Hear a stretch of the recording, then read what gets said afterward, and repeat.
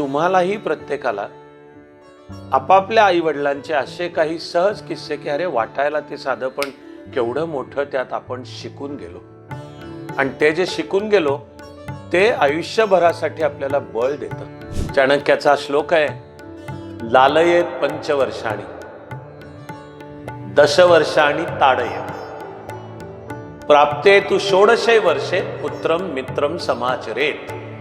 मुला मुलींच्या वाढीसाठी आई आणि वडील दोघांचीही गरज असते. हे बेसिक मानवी सत्य आहे.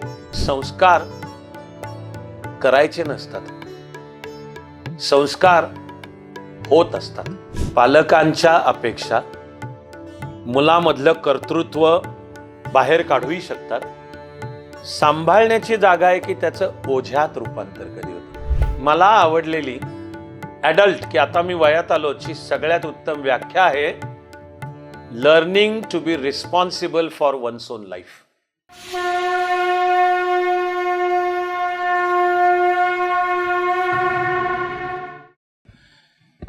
सर्व पालक मित्रमैत्रिणींनो, सर्वांना नमस्ते.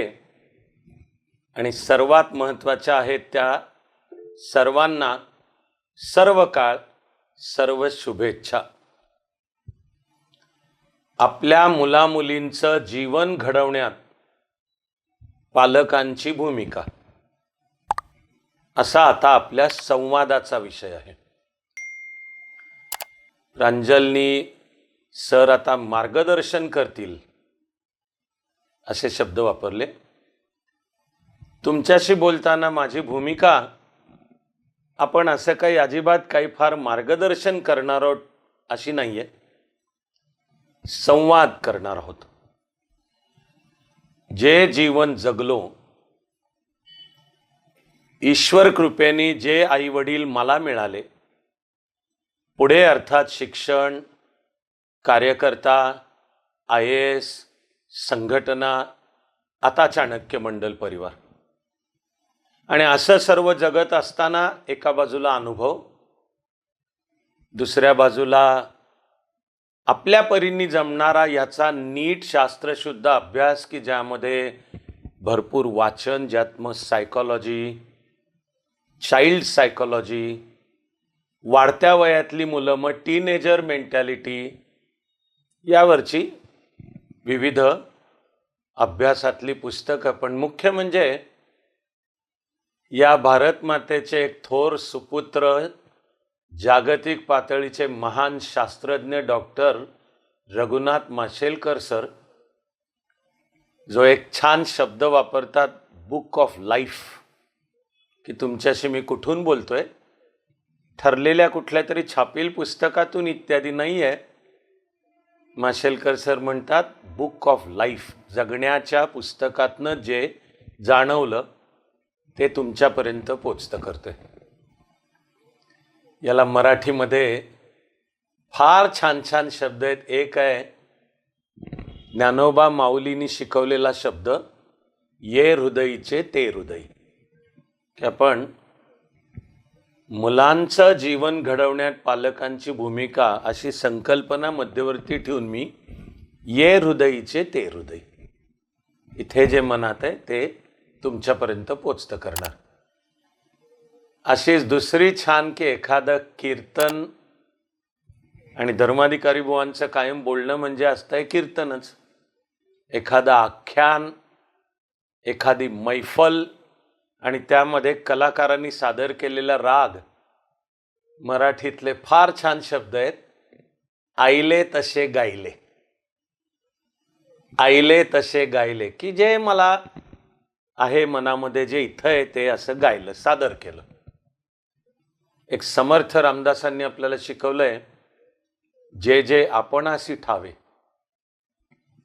ते ते दुसऱ्याशी सांगावे, शहाणे करून सोडावे सकळ जन. अशी एक शिक्षणाची जणू मास मुवमेंट, जन आंदोलन, अशी समर्थ रामदासांनी संकल्पना सांगितली. आता त्यातलं माझी भूमिका, जे जे आपणाशी ठावे ते ते सकळाशी सांगावे, ज्यांना ऐकायची इच्छा आहे.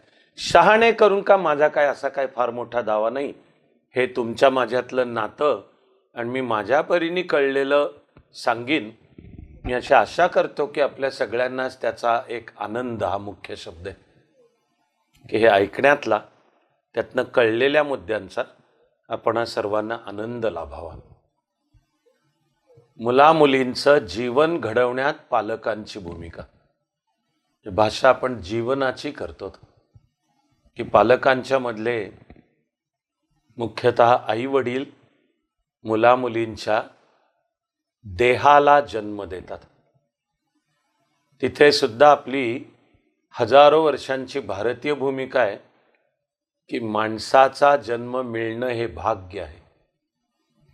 आपली भारतीय संकल्पना आहे की जणू 84 लक्ष योनी म्हणजे स्पिसीज.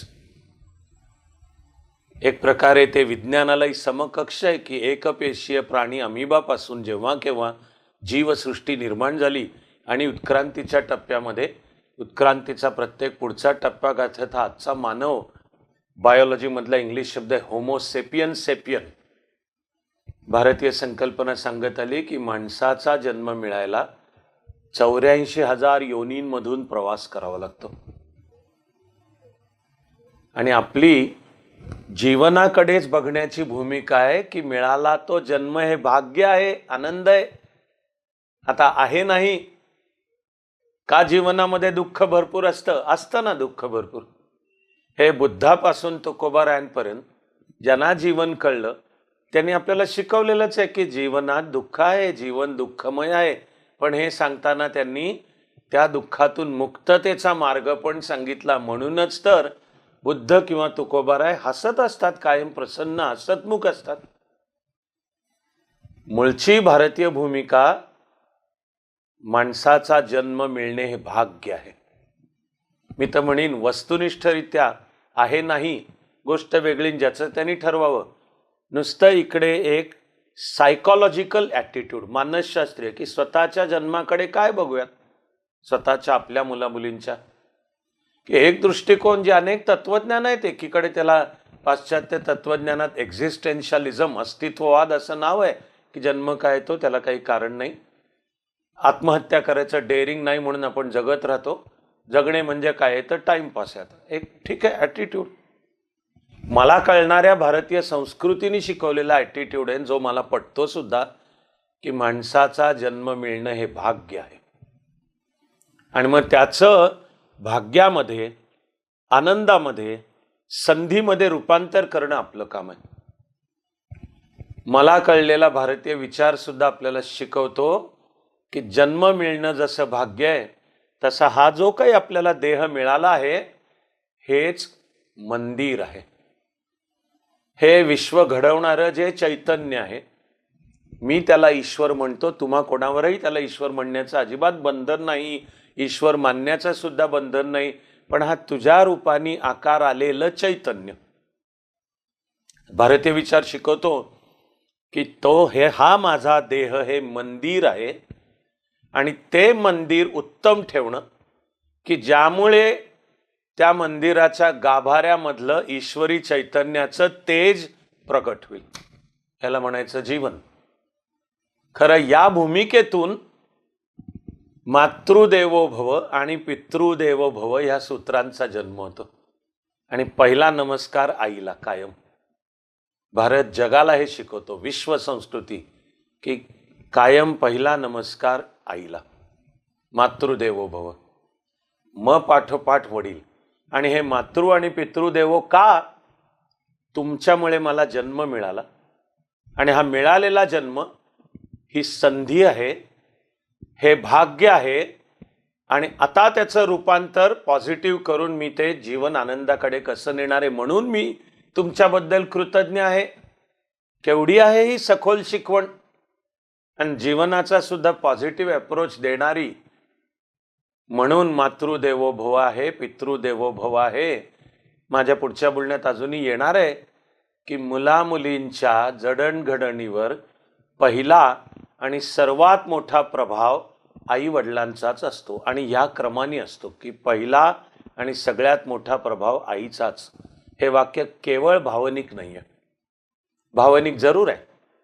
आपण सगळे आपापल्या आईवडिलांशी जोडलेले असतो. बहुतेक जण बहुतेक वेळा आपापल्या आईवडिलांशी आपले ऋणानुबंध असतात. आपल्या लेखी आईवडील हे नुसतं सदेह किंवा भौतिक अस्तित्व नसतं, ती एक वेगळीच एक जणू मनोमय अशी तेजाची प्रतिमा असते आपल्या मनातल्या आईवडिलांची.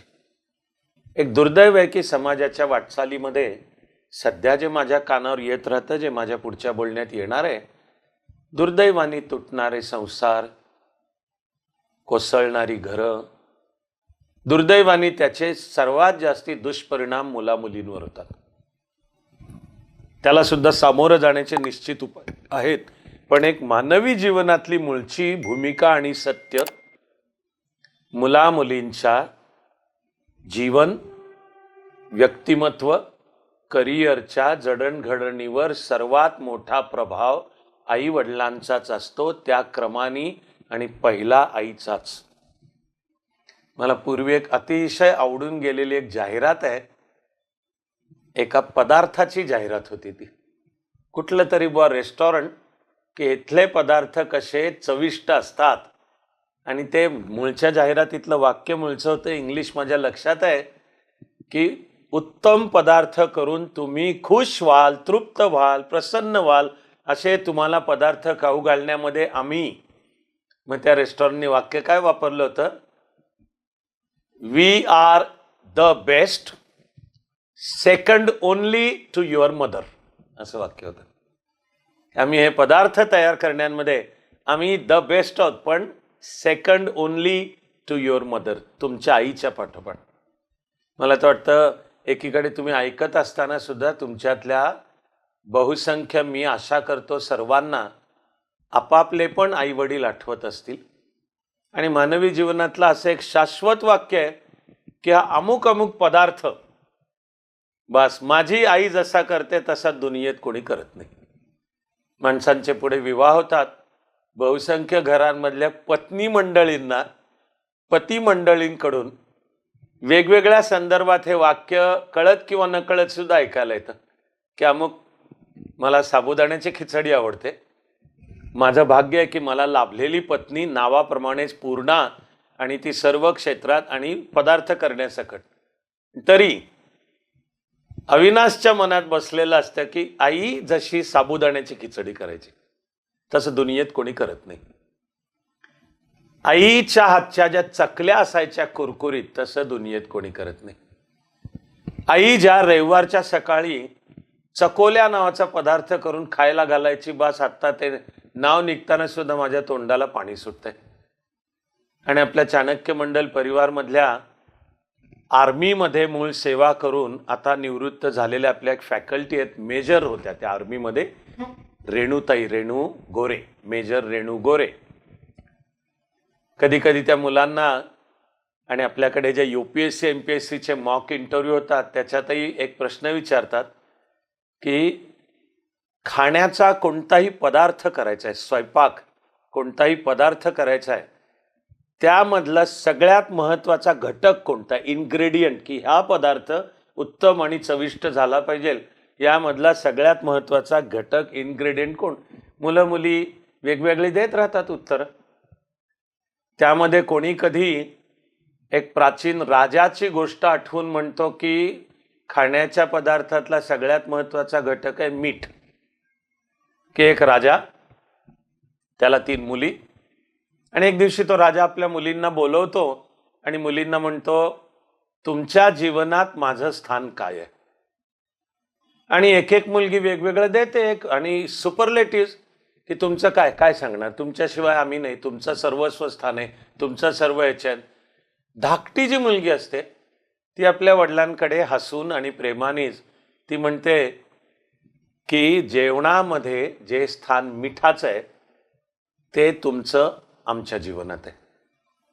राजाला आधी त्या उत्तराची सखोलता लक्षात येत नाही. तो रागवतो आपल्या मुलीवर की मिठा, मराठीतली म्हण मिठाचा खडा पडला, मीठ म्हणजे खारट तुरट, ही काय सांगते, बाकीच्यांनी बघा कशी वर्णनं केली. म्हणून ती मुलगी राजाच्या नजरेतनं उतरते. राजा त्या मुलीला हाकलून काढतो. पुढे आपलं राज्य मुलींना आणि जावयांना देतो बाकीच्या, ते मिळाल्यावर त्या मुलीं जावई राजालाच हाकलून देतात. कालचा राजा आज देशोधडीला लागतो, त्यावेळी प्रेमाने त्या राजाला सांभाळायला ती धाकटी मुलगीच पुढे येते, सगळं सांभाळते.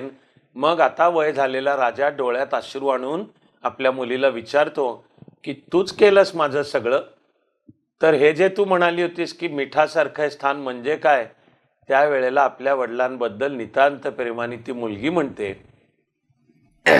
की बाबा जेवणाला चवच येत नाही, मिठाशिवाय जेवणाला चवच येत नाही, तर आमचं सगळं जीवन तुम्ही, या अर्थाने मी म्हणले होते, तुम्हाला राग आला आणि तुम्ही हे केलं. अतिशय हृदयस्पर्शी गोष्ट. म्हणून मग कोणीतरी मुलाखतीत म्हणतात की खाण्याच्या पदार्थांच्या मधला सगळ्यात महत्त्वाचा घटक काय, तर मीठ. आणि मग आमच्या मेजर रेणुताई सगळं झालं की हसून सांगतात की स्वयंपाकामधला सुद्धा सगळ्यात महत्त्वाचा घटक आहे प्रेम. प्रेम की तो स्वयंपाक करताना सुद्धा आई, हा मी माझ्या घराकरता करते, सर्वांकरता करते. गृहिणीच्या बेसिकली, आता तो स्त्री पुरुष कोणी असो, बदलत्या काळानुसार अर्थात, आणि ते बरोबरच आहे, पण पदार्थ चविष्ट झालेत आणि लोक त्यावर ताव मारतायत, याच्यातच तो पदार्थ करणाऱ्याचं पोट भरतं. सगळ्यात महत्त्वाचा घटकच प्रेम आहे. हा जो जीव तुटणे आहे, आणि आपला माणूस म्हणून मुलामुलींकरता आपला जीव तुटतो. आपण जगत असतो त्यांच्यासाठीच, छाती फुटेपर्यंत पळत असतो, बाहेर कामं करत असतो, दमछाक होत असते. खरं म्हणजे प्रसंगी जीवनात वेळोवेळी आपण काही अन्याय अपमानसुद्धा सोसतो, पण ते मुलामुलींकडे बघून गिळतो, कारण चालू असतं ते त्यांच्यासाठी आपलं सर्व चालू असतं. आणि सगळी शक्ती त्या मूळच्या त्या प्रेमातून आहे. आज तुमच्याशी बोलताना मला खात्री आहे की तुम्हाला प्रत्येकाला सुद्धा आपापले आईवडील आठवत असतील. मुलामुलींचं जीवन आणि मग त्या जीवनामध्ये आलं त्यांचं व्यक्तिमत्व, की शरीराला जन्म एका विशिष्ट तारखेला मिळाला, पण घरामध्ये कुटुंबामध्ये आईवडिलांच्या कळत नकळत होणाऱ्या संस्कारांमध्ये वाढणारी मुलं मुली, आणि ज्या प्रकारचं आधी घरातलं वातावरण, नंतर पुढे शाळा, मग समाज, असं करत त्या मुलामुलींची जडणघडण होते, ते त्यांचं जे सर्वंकष व्यक्तिमत्व नावाचा व्यापक प्रकार आहे. आणि मग त्या जीवनाच्या विकासात एका बाजूला येतं व्यक्तिमत्व, मग त्याचा शारीरिक विकास, मानसिक विकास, बौद्धिक विकास, आणि मला कळलेल्या आपल्या भारतीय विचारानुसार मी 100% श्रद्धेने सांगतोय की सर्वात मोलाचा आणि या सगळ्याला एकत्र करूनही सर्वात महत्त्वाचा, ज्याला आपलं भारतीय विचारातलं नाव आहे आत्मिक विकास. हे सर्व घरामध्ये आई वडील आणि मुलामुलीच्या जन्मापासून तो मुलगा मुलगी आपला ज्या तऱ्हेने घडत जाणार, यामधून ते आकाराला येतं. मग त्या जीवनाच्या विकासाचा व्यक्तिमत्व हा जसा घटक आहे, तसा यथावकाश करिअर हा घटक आहे, की आधी शैक्षणिक करिअर. आणि समजा एक बेसिक, आपला मुलगा मुलगी 6 वर्षाचा व्हायच्या आधी समजा बालवाडी, आता जे नवीन राष्ट्रीय शिक्षण धोरण आहे त्यानुसार तर वय वर्ष 3-4ला प्री नेटल, हे महत्त्वाचं आहे. हे मानसशास्त्र, मुलामुलींची जडणघडण आणि त्यामध्ये विशेषतः मेंदूची जडणघडण, या सगळ्याला वय वर्ष 5च्या पण आधी खूप मोठे प्रभाव आकाराला येत असतात. आणि मग आत्ताचं शिक्षणशास्त्र सांगतं की ठीक आहे, वय वर्ष सरासरी 6 आपला मुलगा मुलगी शाळेत इयत्ता 1ली, आणि तिथून पुढे जीवनाची वाटचाल. समजा इयत्ता 10वीपर्यंत बेसिकली ढोबळमानाने सर्वांना एक कॉमन बेसचं शिक्षण आहे. त्याच्या पुढे ठरवायचं आर्ट्स का सायन्स का कॉमर्स. त्यातल्या सायन्सला गेला तर फिजिक्स, केमिस्ट्री, बायोलॉजी घ्यायचं का मॅथ्स. ते अनुक्रमे PCB, PCM घेतल्यानंतर नीट किंवा CET, ही जी सगळी पुढची करिअरची वाटचाल, सगळ्यामध्येच एकूण पालक, त्यामध्ये मुख्यतः आई वडील, पण काही मुलामुलींचे पालक काका काकू असतात, असू शकतात, मामा मामी असू शकतात, आजी आजोबा सुद्धा असू शकतात. इतकंच काय, काही मुलामुलींचे पालक आपापली बहीण किंवा भाऊ सुद्धा असू शकतो. माझ्या मनात ज्याचं हिरोचं स्थान आहे तो आहेच मानवतेचा हिरो अल्बर्ट आइन्स्टाईन. चे आई वडील लहानपणीच गेले होते, त्याला बहिणींनी सांभाळलं. आणि मला व्यक्तिशः सुद्धा असे माझ्या मित्रमैत्रिणींमध्ये सुद्धा कित्येक जण माहिती आहेत की त्यांच्या मनात कोणा एकाची मोठी बहीण ही त्याची पालक आहे, कोणा एकाचा मोठा भाऊ पालक, तो पालक तो ते जीवन, व्यक्तिमत्व, करिअर घडवतच असतो. मी जे म्हणालो की मुलामुलींच्या जडणघडणीवर पहिला आणि सर्वात मोठा प्रभाव आईचाच असतो. मी म्हणालो की नुसतं भावनिक वाक्य नाही आहे, आईच घडवते मुलामुलींना. म्हणून मित्रहो, भारतीय विचार मला कळणार आपल्याला शिकवतो की घरामध्ये, समाजामध्ये स्त्रीचा आदर केला गेला पाहिजे, सन्मान राखला गेला पाहिजे. त्या स्त्रीचं स्वातंत्र्य पण आहे आणि समता पण आहे. जिथे स्त्रीची पूजा होते म्हणजे आदर राखला जातो, तिथे ईश्वराचा निवास असतो. हे भारतीय संस्कृतीचं तत्व आहे. घरामध्ये, बाहेर, संसाराविषयीची सुद्धा आपली संकल्पना की पती आणि पत्नी समान आहेत आणि एकत्र त्यांनी जीवन जगायचं, नव्या पिढीला जन्म द्यायचा, त्यांना घडवायचं आणि समाज, संस्कृती, घर त्यांच्याकडे सुपूर्द करून एका टप्प्याला आपण विथड्रॉ, मागे येऊन सर्व शुभेच्छापूर्वक त्यांना हा जो संस्कृतीचा हा सर्व प्रवाह. तेव्हा संसार, विवाह आणि कुटुंब व्यवस्था सुद्धा ही पती पत्नीच्या समतेवर. तेव्हा असे घरामध्ये स्त्रीच्या सन्मानाचं वातावरण आहे.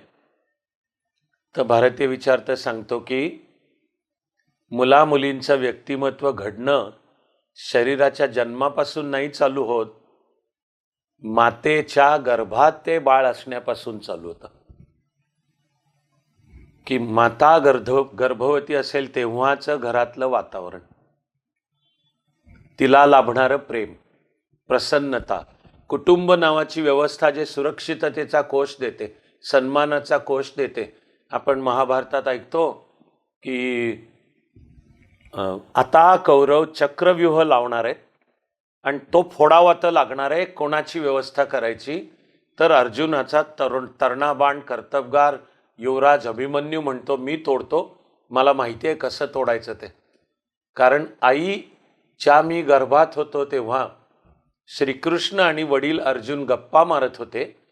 त्यामध्ये श्रीकृष्ण हे चक्रव्यूह आणि ते तोडणं सांगत होता. ते चक्रव्यूह तोडून कसं घुसायचं ऐकेपर्यंत आई उत्तरात इथे बसलेली होती, अभिमन्यूची आई, आणि मग काहीतरी कामासाठी गेली आतमध्ये. त्यामुळे चक्रव्यूह फोडून आत कसं जायचं ऐकलंय, आतून पुन्हा बाहेर कसं यायचं अभिमन्यूला माहिती नाही.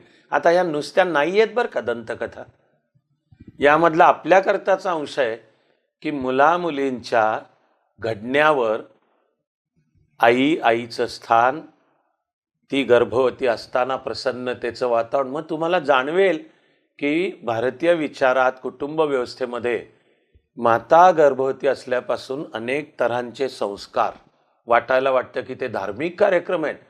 त्याचं जर मूळ आपण लक्षात घेतलं तर त्याची सगळी रचना की घरातलं वातावरण प्रसन्न, आनंदी राहून त्यामधून जन्माला येणारं मग अपत्य निरोगी, आनंदी, आरोग्यपूर्ण. मला तर जाणवत राहतं आधुनिक बायोलॉजीचा जरी विचार केला तर तुमच्या माझ्या शरीराची जी सगळ्यात छोटं युनिट आहे सेल, पेशी, त्या पेशीला जी ऊर्जेचा पुरवठा करते, एनर्जी सप्लाय, तर बायोलॉजीत माणसाच्या पेशीची जी रचना आहे त्याला एनर्जी सप्लाय करते, त्या घटकाला इंग्लिश नाव आहे मायटोकॉन्ड्रिया, की ते आपल्या सेलचं पॉवर हाऊस आहे. आत्ता सुद्धा मी तुमच्याशी बसलोय, बोललोय, ते आपलं हे सत्र छान व्हावं म्हणून दिवे लागलेत. डिजिटल टेक्नॉलॉजीमुळे तुमच्यापर्यंत पोचते. सगळ्याचं मूळचं कारण आहे एनर्जी. तसा तुमच्या माझ्या शरीराला चालचलन त्याचं चालवणाऱ्या ज्या पेशी आहेत, त्या प्रत्येक पेशीमध्ये त्या पेशीला ऊर्जेचा पुरवठा करणारा जो घटक आहे मायटोकॉन्ड्रिया, तो आईकडून येतो. जिथली आई प्रसन्न आहे, आनंदी आहे, आरोग्यपूर्ण आहे, जिथल्या आईला घरामध्ये, समाजामध्ये सन्मानाचं, सुरक्षेचं, आदराचं वातावरण आहे, तिथून तो ऊर्जेचा पुरवठा आणि मग नवी संतती आणि निर्माण होणारी ही अशी आनंदी आरोग्यपूर्ण निर्माण होणार. आईचाच प्रभाव सर्वात मोठा असतो.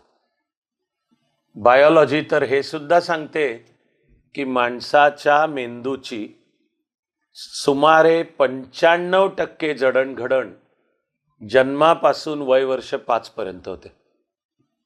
की लहान मुलं असा त्यांचा मेंदूचं न्यूरल नेटवर्क, त्याचे डोळ्यांनी टप्पोऱ्या डोळ्यांनी जे एकटक लहान मुलं पाहत असतात त्याचं दुनियेचं सर्व ज्ञान ग्रहण करत असतात.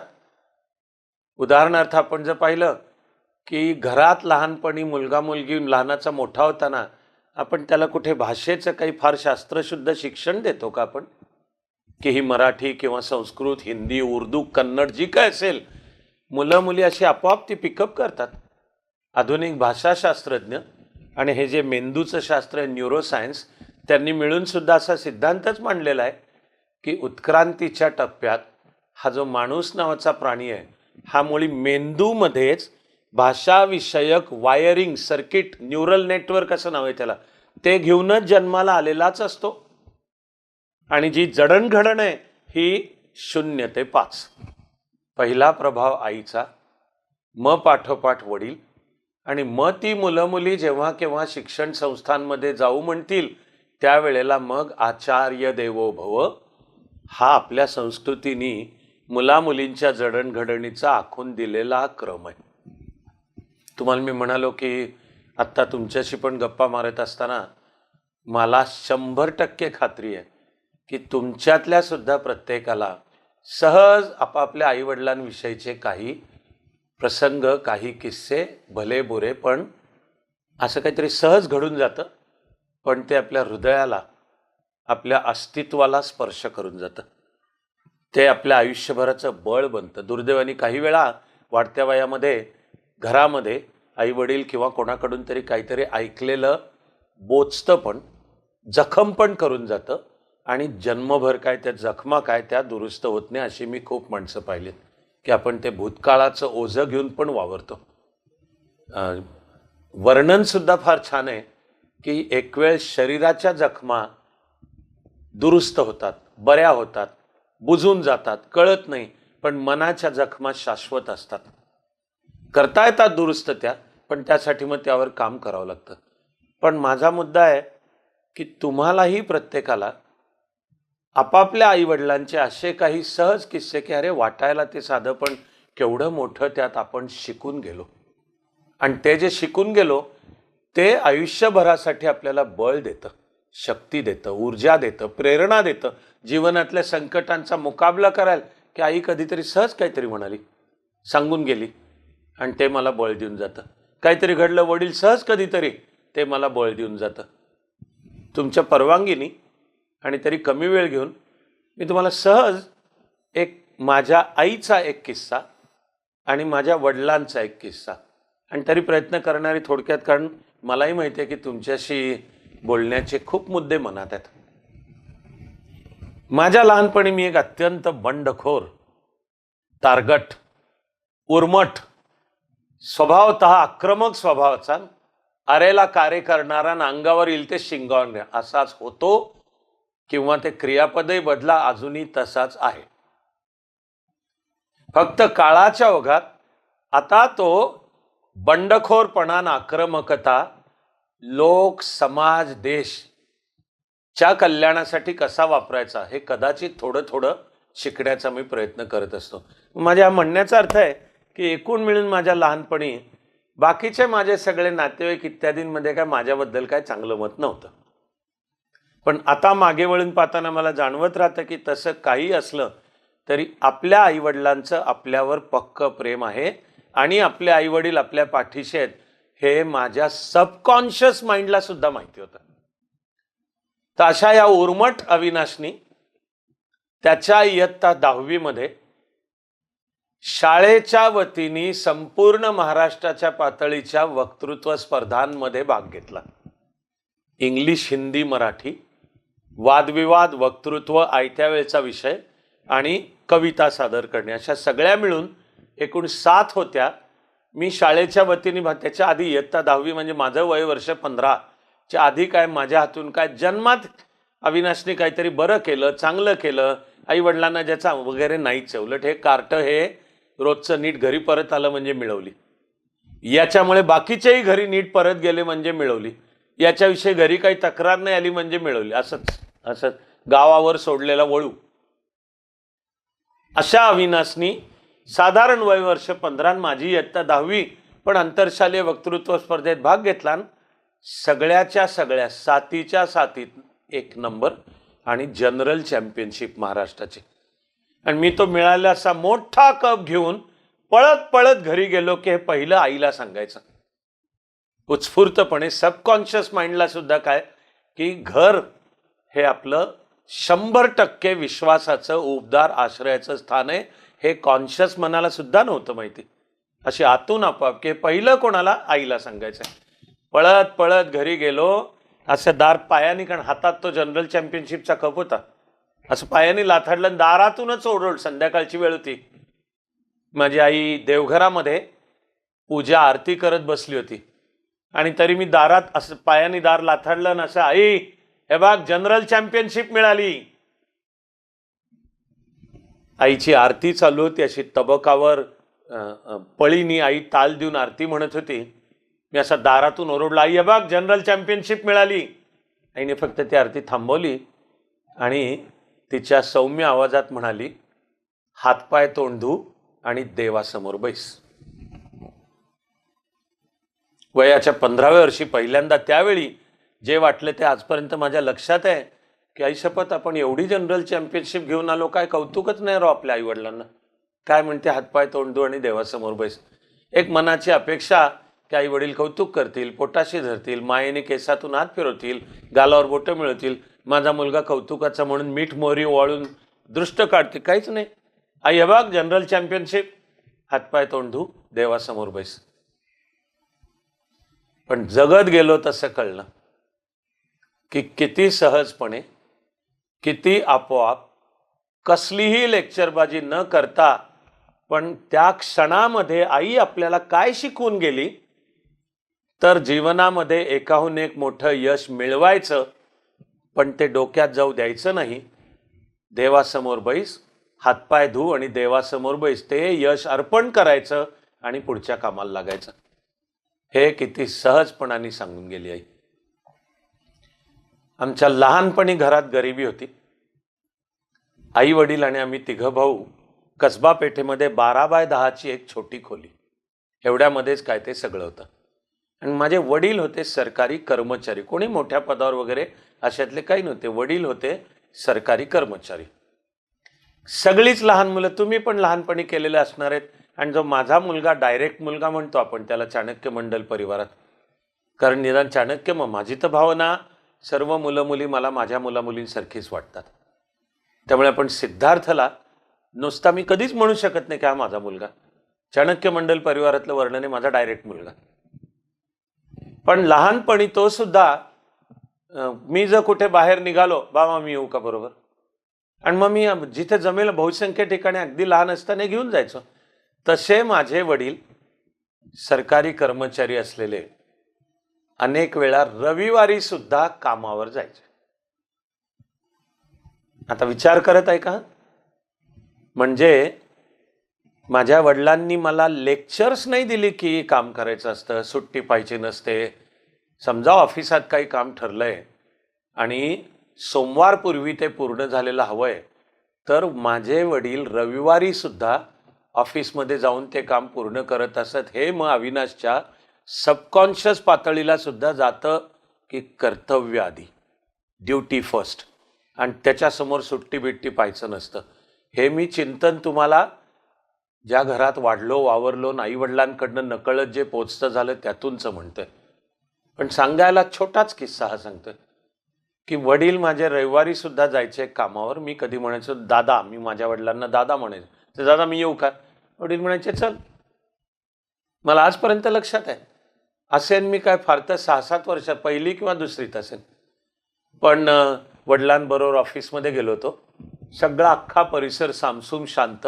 माझे वडील स्टेनोग्राफर होते त्या काळी, जे टाईपरायटर कडकट्ट कडकट्ट, तर ते त्यांचं काम करत आणि मी असा पलीकडच्या एका टेबलवर सरकारी ऑफिसमध्ये बसलो होतो आणि समोर ते टिपिकल असे खाकी रंगाचे सरकारी कागद असतात.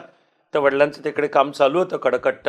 काहीतरी मी समोरचे कागद उचलला आणि काहीतरी असं घेऊन त्या कागदावर काहीतरी करायला गेलो. वडिलांनी असं टायपिंग थांबवून, मला लक्षात आहे आवाजाचा करडा आवाज कानावर, अविनाश काय करतोयस? सुरातच मला लक्षात आलं की म्हणजे ते कुठं माहिती, कॉन्शियस माइंडला कुठं माहिती असतं. कागद मी खाली टाकला आणि पेन अशी, काही नाही दादा चित्र काढतोय. माझे वडील म्हणले, तो सरकारी कागद आहे, आपला नाहीये. तुला चित्र काढायचं तर घरनं आपले आपले कागद घेऊन ये.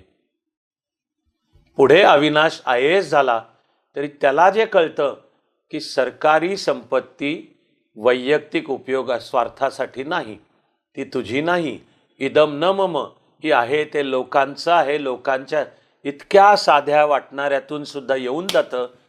मुलामुलींचं व्यक्तिमत्व, जीवन, करिअर घडवण्यात आईवडिलांची भूमिका इतकी सहजपणाने मूळच्या त्या सगळ्या पायामध्ये जाते, ती पुढे आयुष्यभर घडून येते. आपण आपल्या कार्याला ज्याचं नाव दिलंय चाणक्य, तो या भारताने पाहिलेला मानवाच्या इतिहासातला एक सार्वकालिक श्रेष्ठ आणि सर्वंकष असा विचारवंत आहे, कार्यकर्ता आहे, नेता आहे, तत्वज्ञ सर्वंकष आहे. या चाणक्याची सुद्धा अशी सोप्या सोप्या शब्दातली कित्येक सूत्र आहेत. आजच्या विषयाला धरूनचा एक 2 ओळीचा श्लोक आहे. मला वाटतं की या 2 ओळीच्या श्लोकांमध्ये आजचा सगळा विषय येतो.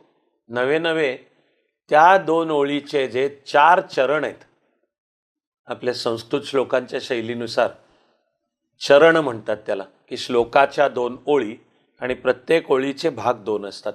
त्या प्रत्येक भागाला चरण म्हणतात. तर मुलामुलींना कसं वाढवावं याबद्दल हा चाणक्य जो श्लोक सांगतो, त्याच्या एकेका चरणावर 500-500 पानाचं कसं पण पुस्तक, चाइल्ड सायकॉलॉजी, टीनेजर सायकॉलॉजी, मुलामुलींची जडणघडण, कुटुंब नावाची व्यवस्था, विवाह नावाची संस्था, घरातलं वातावरण, त्याचा मुलांवर होणारा परिणाम आणि कसं घडवायचं, अख्खं चाणक्याने 2 ओळींच्या श्लोकामध्ये सांगितलंय. चाणक्याचा श्लोक आहे, लालयेत पंचवर्षाणी दशवर्षाणी ताडयेत प्राप्ते तु षोडशे वर्षे पुत्रम मित्रम समाचरेत. एकदा म्हणायचं स्वातंत्र्य घेतोय की याच्या एकेका चरणामध्ये 50 PhD आहेत, कसं पण सारांश रूपाने 500 पानी पुस्तक आहे. चाणक्य सांगतो कसं वाढवायचं मुलामुलींना. पहिला चरण आहे लालयेत पंचवर्षाणी, म्हणजे जन्मापासूनची पहिली 5 वर्ष मुलामुलींचं म्हणजे बिनशर्त कोडकौतुक. जन्माला आलास, आम्ही भरून पावलो, तुझ्या येण्याने जणू आमच्या घरामध्ये ईश्वरच प्रकटला, जीवन बदललं. आणि बहुतेक सगळ्यांना असतोच मुळात आनंदाचा. थोडं बदलत्या काळानुसार हल्ली तऱ्हातऱ्हांचं काही इतकं दुःखद कानावर येतं. आपण आशा करूयात, प्रार्थना करूयात की ते अपवाद आहेत. तुम्ही मी आपण जी नॉर्मल माणसं आहोत, घरात आपल्या बाळाचा जन्म, तो मुलगा आहे का मुलगी, मुलीच्याही जन्माचं स्वागत पाहिजे. पण आपली भावना असते माझ्या घरात ईश्वरच आला त्याच्या रूपाने, आणि त्या बाळाचं सगळं पहिलं पालथं पडणं. मी आज तुमच्याशी बोलतानाही मला खात्री आहे की तुमच्यातल्या प्रत्येकाला तुमच्या मुलामुलीचं हे सर्व आठवत असेल.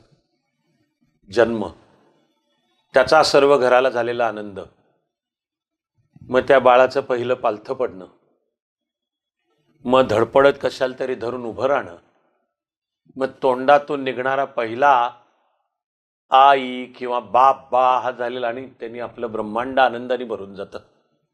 हा जो सगळा चाणक्य सांगतोय, त्या अपत्याच्या जन्मापासून पहिली 5 वर्ष बिनशर्त लालन पोषण, कोड कौतुक, नो जजमेंट, अनकंडिशनल प्रेम, कुटुंब नावाच्या व्यवस्थेचं पहिलं हे काम आहे.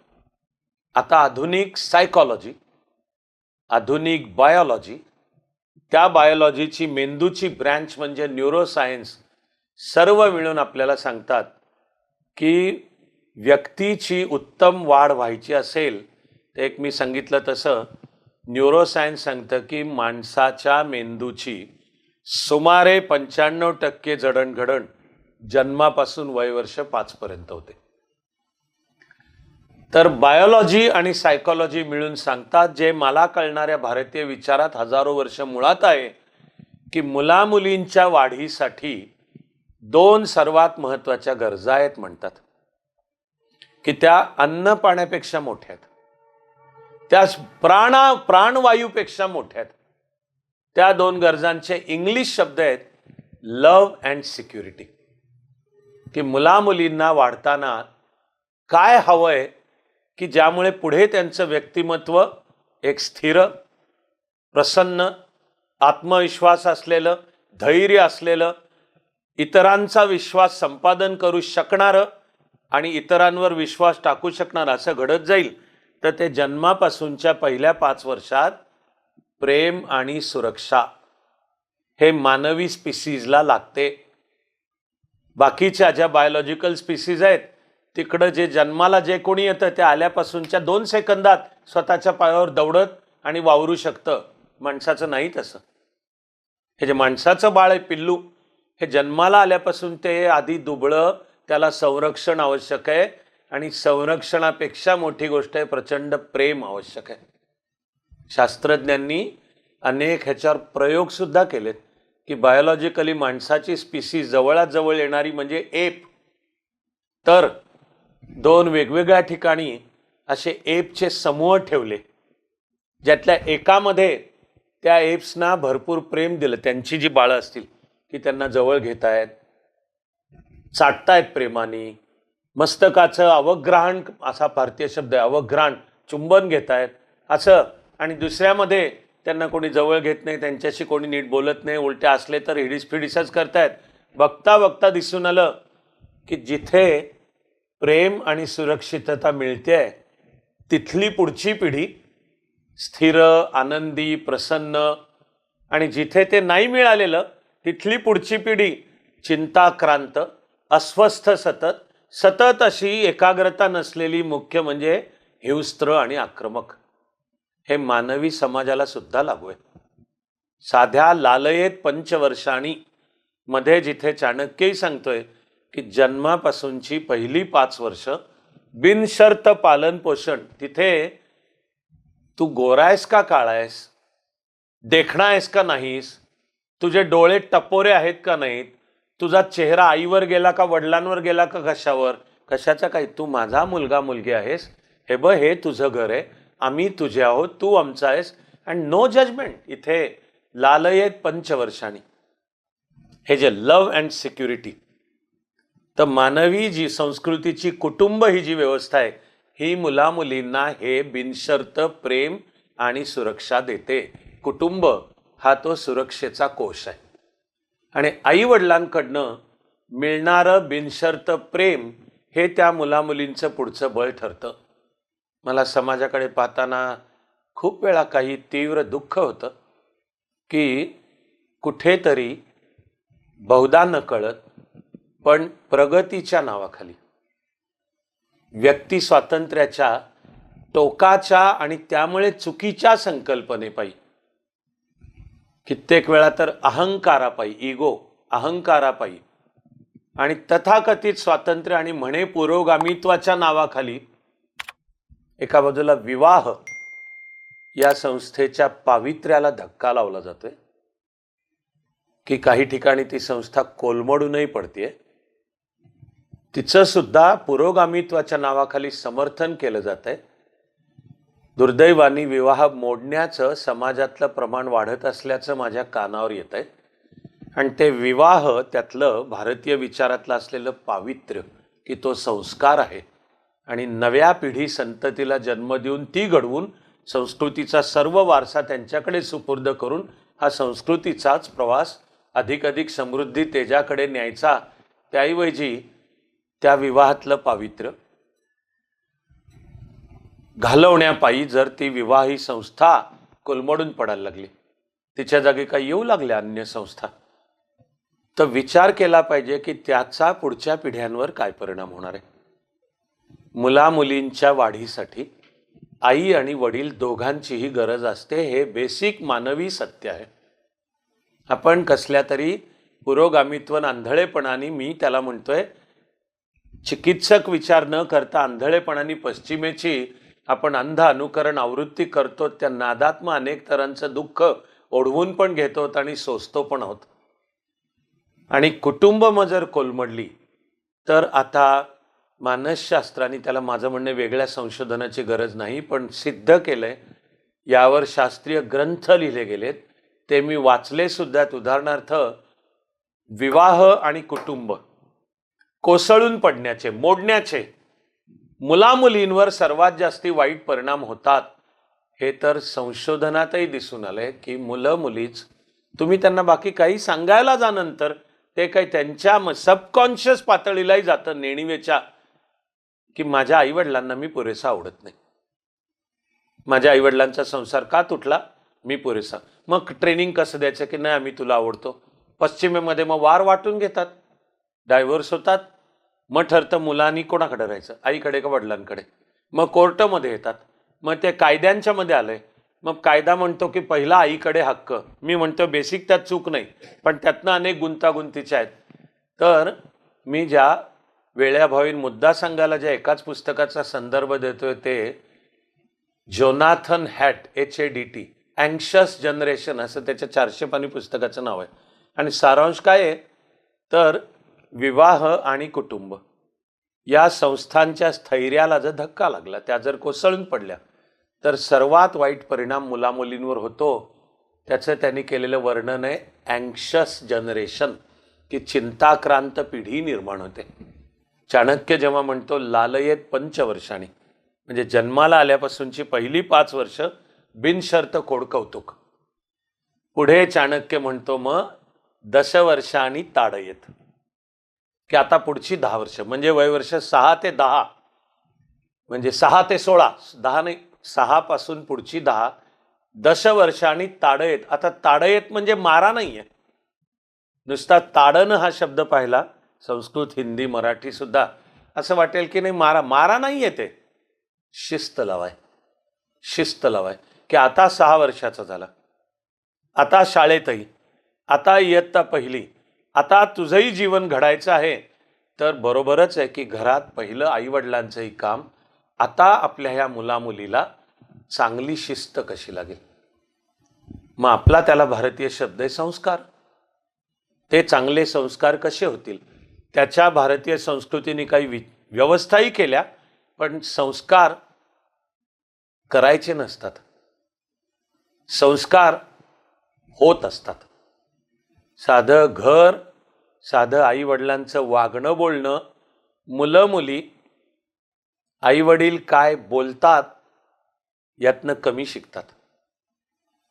वाढत्या वयात तर मुलं मुली आई वडील काय बोलतात यातनं जवळजवळ नाहीच शिकत. मुलं मुली आई वडील काय वागतात यातनं शिकतात. त्यामधून आहे की आपोआप घरातलं वातावरण, आणि मग न सांगता त्या मुलामुलींना त्यातनं आपोआप दिसून येतं. 10 वर्षांनी ताडयेत म्हणजे शिस्त लावणे, की आता तुझ्या शरीराची जडणघडण उत्तम झाली पाहिजे, यासाठी तुझा आहार पोषक चौरस पाहिजे. तेव्हा दूध पी, तो व्हेज नॉन व्हेज काही असो, पण तो चतुरस्त्र नीट आहार, खाण्यापिण्याची शिस्त वेळच्या वेळी, किंवा आपल्या मुलामुलींनी नियमित योग केलं पाहिजे. तो माझा एजेंडा आहे. तुम्हा सर्वांनाही माझी विनंती आहे की आजच्या सत्रामधून काही ॲक्शन पॉईंट्स घ्यायचे असले तर पहिला आणि सर्वात महत्त्वाचा त्या ॲक्शन पॉईंट आहे, सर्वांनी घरात योग केलं पाहिजे, किमान 25 ते 30 मिनटं. पण मुलं मुली तू योग कर असं सांगण्याने ऐकतीलच असं नाहीये. पण मुलामुलींना आपोआप घरात वाढत्या वयात जर दिसलं की आपली आई आपले वडील करतातच योग, मग न सांगता मुलं मुली पण हळूहळू ते करू लागणार आहेत. व्यायाम, खेळ, अशा रीतीने जे मुलामुलींचं चतुरस्त्र जीवन तयार होणार. भरपूर आणि उत्तम वाचनाची म्हणजे ज्ञानसाधनेची आवड घरात पिकअप करतात मुलं मुली. काही जणांना जर बोचरं वाटलं तर कृपया क्षमा करा, पण मी वाक्य सांगतोय की जर घरातले पालकच दारू पित असतील, तथाकथित उच्च मध्यमवर्गीय घर, तर आता फॅशन काय आली की आमच्या फ्रीजमध्ये दारूच्या बाटल्यात. सोशल स्टेटसची व्याख्या काय आली की घरामध्येच बार आहे उलट जेवढे, आणि मग ते असं बार मधलं स्टूल असतं ते गोल गोल फिरणारं, उलटे टांगलेले. मग लक्षात घ्या की मग मुलं जमेल त्या पहिल्या वेळी दारू पिणार आहेत. मग मुलांना की व्यसन नको, निगेटिव्ह व्यसन नको, चांगली लावा व्यसन. व्यायामाचं व्यसन लागू दे, ट्रेकिंगचं व्यसन लागू दे, वाचनाचं व्यसन लागू दे, काम उत्तम करण्याचं व्यसन लागू दे, समाजाची सेवा करण्याचं व्यसन लागू दे.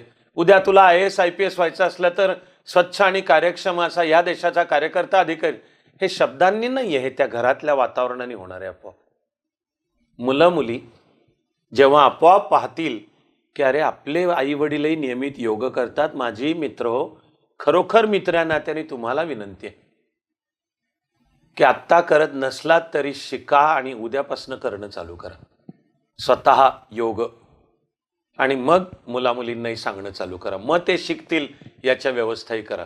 किंवा आता व्यायाम किंवा खेळ.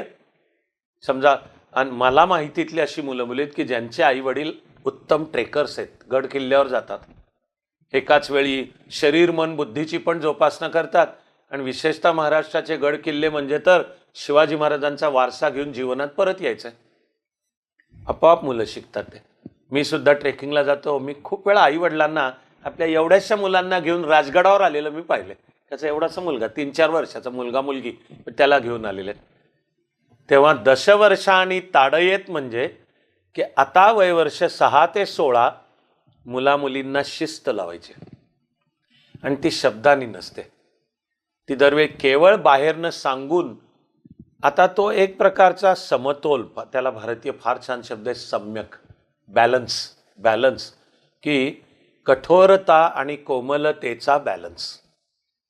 दोन्ही टोकं नको, की नाही म्हणजे आईवडील इतके कठोर आहेत की मुलं मुली घाबरतातच त्यांना, आणि दुसरं नाही म्हणजे इतके कोमल आहेत की जिथे त्या मुलामुलीच्या भल्यासाठी एक शिस्त लावायलाच पाहिजे ती न लावता. बरं हे जे इथे एका पालकांनी सॉफ्ट पेरेंटिंग असा शब्द वापरून प्रश्न पाठवलाय की मुलांच्या कलानी घ्यायचं. तर बरोबर आहे, बेसिक तत्व आहे मुलांच्या कलानी घ्यायचं, पण ते मुलांच्या कलाच्या नादात कुठे त्या मुलांना शिस्तच लागली नाही असं नको आहे.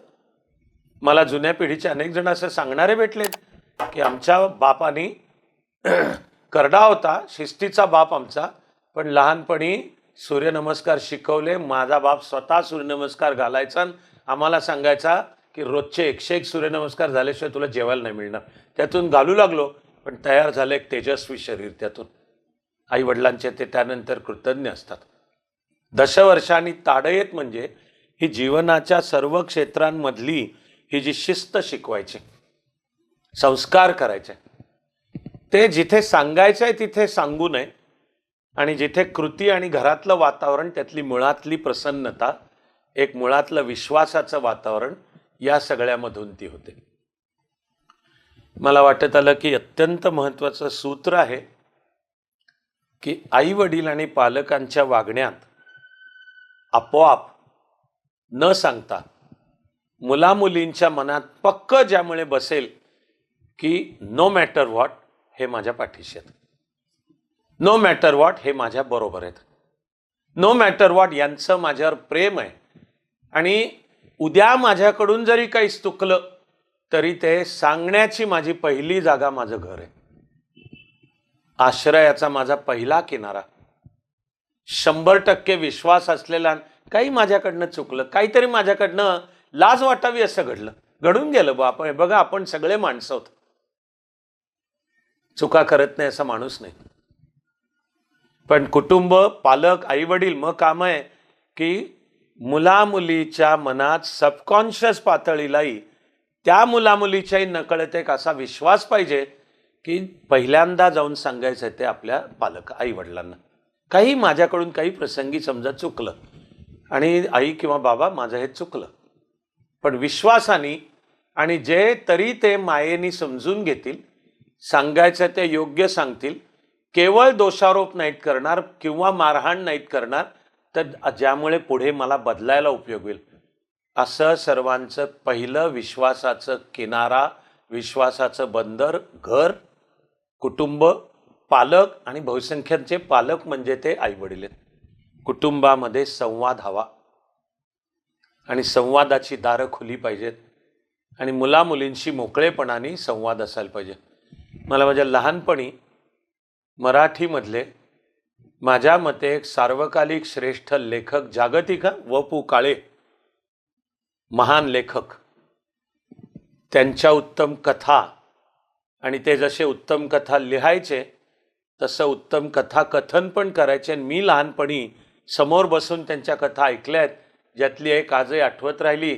मला त्या कथेनी खूप शिकवलं आणि मी प्रयत्न केला की आपण नंतर बाप होताना असा झालो पाहिजे. कसा, तर वपूंच्या एका कथेमध्ये आय फॉर्ममध्ये सांगितलेली कथा आहे. मी असं लेखक, मी आणि घराची कथा सांगतायत. आमच्या मुलाचा जन्म, त्यावेळेचा आनंद, वाढत गेला तो खुलत गेलेला आनंद.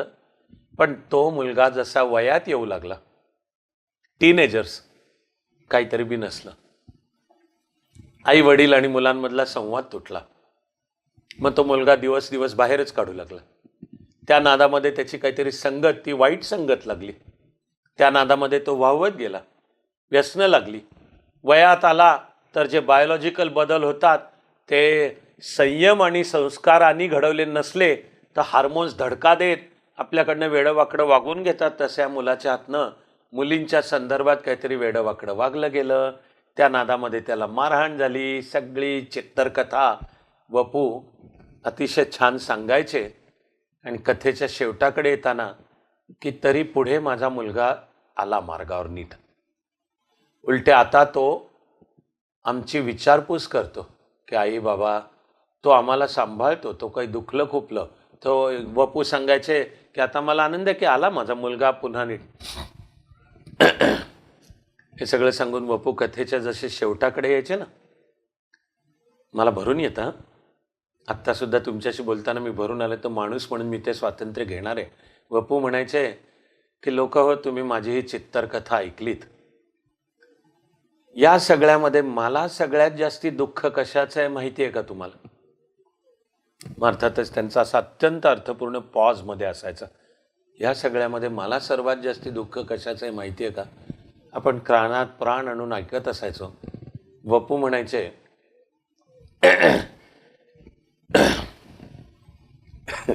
एका विशिष्ट वेळी माझा मुलगा बिघडला, मला ह्याचं दुःख नाही. माझ्या मुलाच्या हातून 2 चुका झाल्या, वपू म्हणायचे मला ह्याचं दुःख नाही. वपू म्हणायचे माझ्या मुलाचा जीवनात जेव्हा पाय घसरला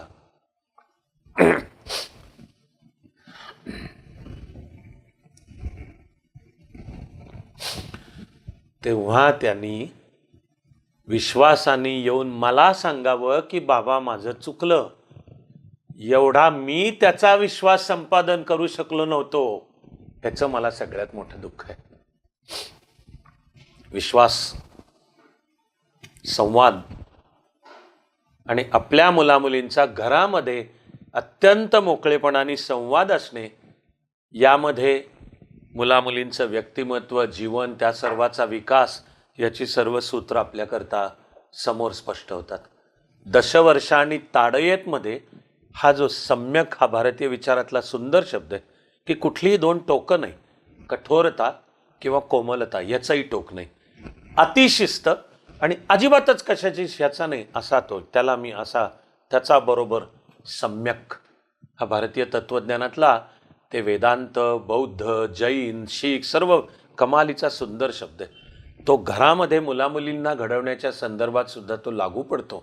हे दशवर्ष आणि ताडेत. आत्तासुद्धा तुमच्याशी बोलताना मी वेळेच्या मर्यादेमुळे सुद्धा अनेक गोष्टी, किस्से, प्रसंग एडिट करतोय. तुमच्याशी बोलताना सुद्धा मला आत्ता माझ्या आईवडिलांचे कित्येक असे प्रसंग की जिथे त्यांनी नकळत सुद्धा पण केलं, ते शिस्त लावली असेल तर कठोरता होती, पण त्यातनं आपोआप एक जबाबदारीची जाणीव शिकलो की जर एखादं काम पत्करलंच ना तर नीटच करायचं, थर्ड रेट नाही करायचं. तू घेतलीस ना ती जबाबदारी, मग नीट करायचं आहे. पाट्या टाकणे, भंकस करणे, मग हे कुठं वर्क कल्चर असं ज्याला नाव आहे, की अंगी बांधणारी कार्यसंस्कृती कुठून येते? घरातून येते. तुमच्याशी मी मित्र थोडा मोकळेपणाने बोलतो. माझ्या मते तुमच्या माझ्या देशाला, संस्कृतीला सर्वात मोठा शाप जाती व्यवस्था, जातीपाती, त्यातून माणसामध्ये तयार होणाऱ्या संशयाच्या भिंती. मग मी मोकळेपणाने बोलतोय हा. कोणी नाराज झालात तर क्षमा करा, आणि वाटलं तर मला सांगा सुद्धा. पण जातीचे पहिले संस्कार मुळी घरातच होतात. आणि त्यात सुद्धा मी भारतीय समाजाचं वास्तव लक्षात घेऊन मी एक वेळ काय समजून घ्यायला तयार आहे, की हे बघ आपण अमुक जातीचे आणि तिची काही वैशिष्ट्ये असतात. पॉझिटिव्ह जरी सांगितले गेले तरी मी म्हणेन की तो सम्यक आहे. प्रॉब्लेम कुठे चालू होतो? कोणातरी दुसऱ्याबद्दलचा नकळत सुद्धा येणारा द्वेष, दुरावा, त्यातून तयार होणारी मानसिक किंवा वाचिक हिंसा, की मग ती पुढे सार्वजनिक जीवनात वावरताना त्या मुलामुलीकडनं प्रत्यक्ष शारीरिक हिंसेत रूपांतर झाली. कुठून येणार? हा जो माझ्या मते भारतीय संस्कृतीच्या नरडीला लागलेला फास आहे, जाती भेद, त्यातनं माणसाची एकमेकाकडे बघण्याची दृष्टीच संशयाची. अत्यंत दुःखाची दुर्दैवाची गोष्ट म्हणजे पहिले तिचे संस्कार मुळी घरातच होतात. ते जर घरात सर्व माणूस समान आहेत, स्त्री पुरुष समान आहेत, आणि आपण सगळे मिळून आता हा समाज, हा देश, हे राष्ट्र आणि उद्या हे विश्व घडवण्याचा, हे जर असं आपोआप आलं, मग त्या मुलांच्या मधलं सुद्धा कर्तृत्व मग आणखी फुलत जाणार आहे. तेव्हा दशवर्षांनी ताडयेतमध्ये हे सर्व शिस्त लावणं, संस्कार, आणि ते लावण्याचा मित्र सर्वात रामबाण उत्तम उपाय आहे स्वतःपासून सुरुवात. की मुलामुलींनी दिवसाची 25 ते 30 मिनिटं नियमित योग केला पाहिजे.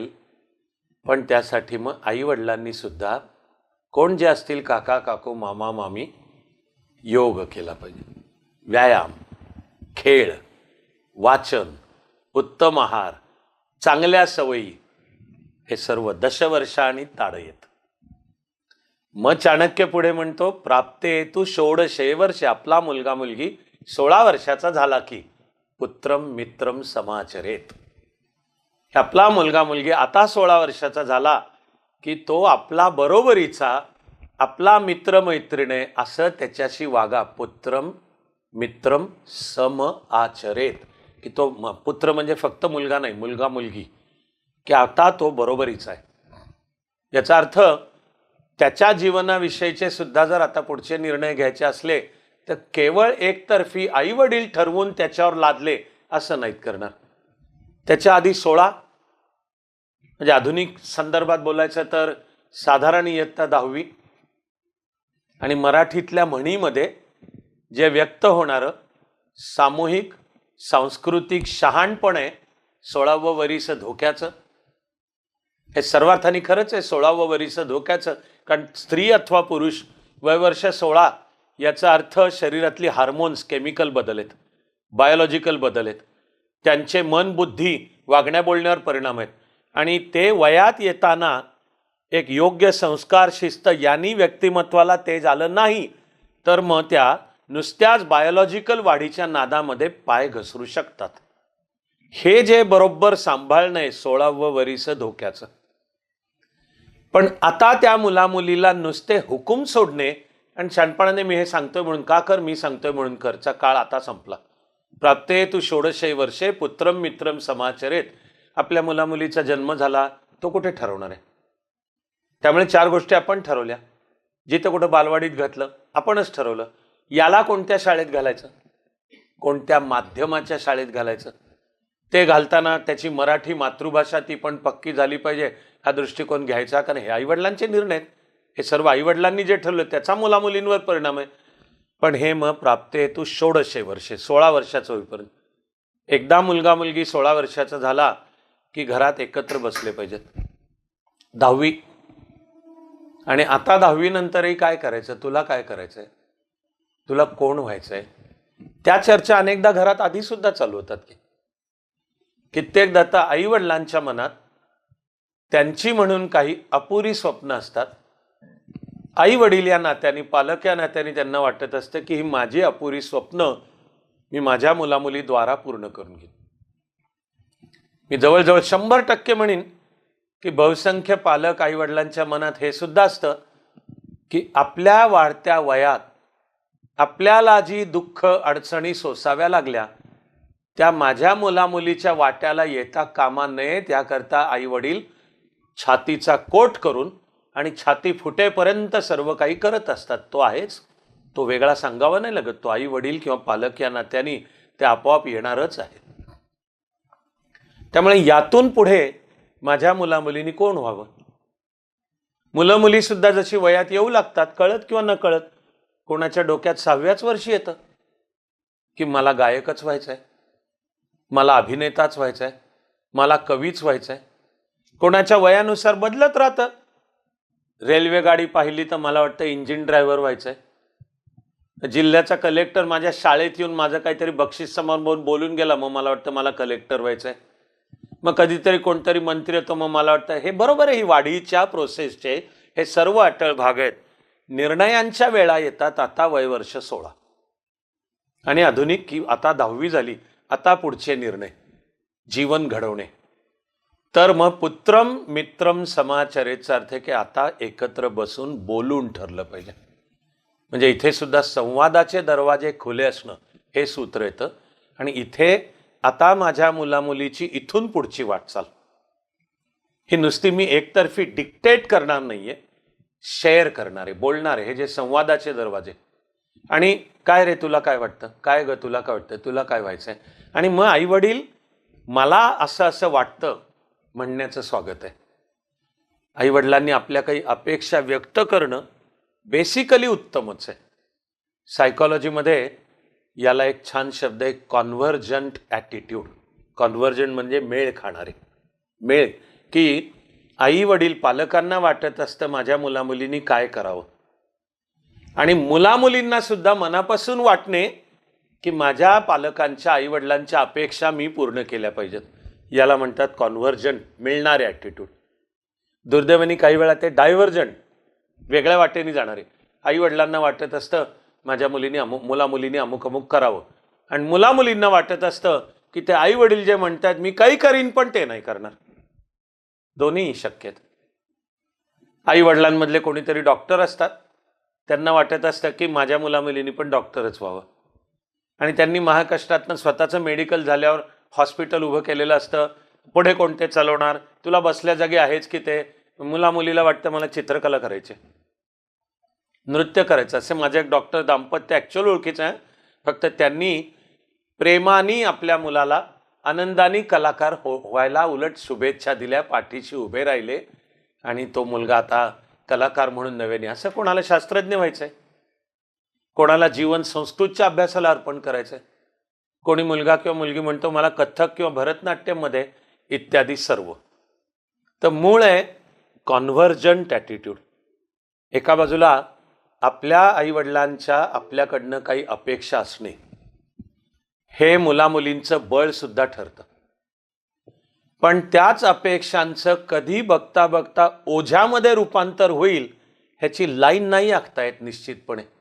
अशी काही लाईन नाहीच आहे, ती थीन सुद्धा नाही, लाईनच नाही आहे की आईवडिलांच्या अपेक्षांचं शक्तीच्या ऐवजी ओझ्यामध्ये रूपांतर कधी होतं. हे व्यक्तिनिहाय, घरनिहाय, कुटुंबनिहाय बदलत राहणार. म्हणजे पुन्हा आपण त्या सम्यक शब्दापाशी येतो. आई वडिलांच्या एका बाजूला आपल्या मुलामुलीकडनं अपेक्षा. आता मुलगा मुलगी 16 वर्षाचा झाला तर त्या अपेक्षा बोलून दाखवणे, आणि तरी सूर मूळचा काय आहे त्यातला, नुसता शब्दातला नाही, वागण्या बोलणे, घरातल्या वातावरणासकट की आमच्या या आहेत या अपेक्षा, पण नाही झाल्या तर काय आकाश कोसळलं, आमच्या लेखी तू कंडम मुलगा मुलगी येत असं अजिबात नाही आहे. हे बघ आम्ही तुला सांगितल्या, आता तू पण स्वतंत्र बुद्धीने विचार कर. तुझ्या जीवनाची, व्यक्तिमत्वाची, करिअरची दिशा, आधी शैक्षणिक पुढे व्यावसायिक, आता तू ठरव, आम्ही तुझ्या पाठीशी आहोत. हे असं असं सांगण्याचं काम आहे.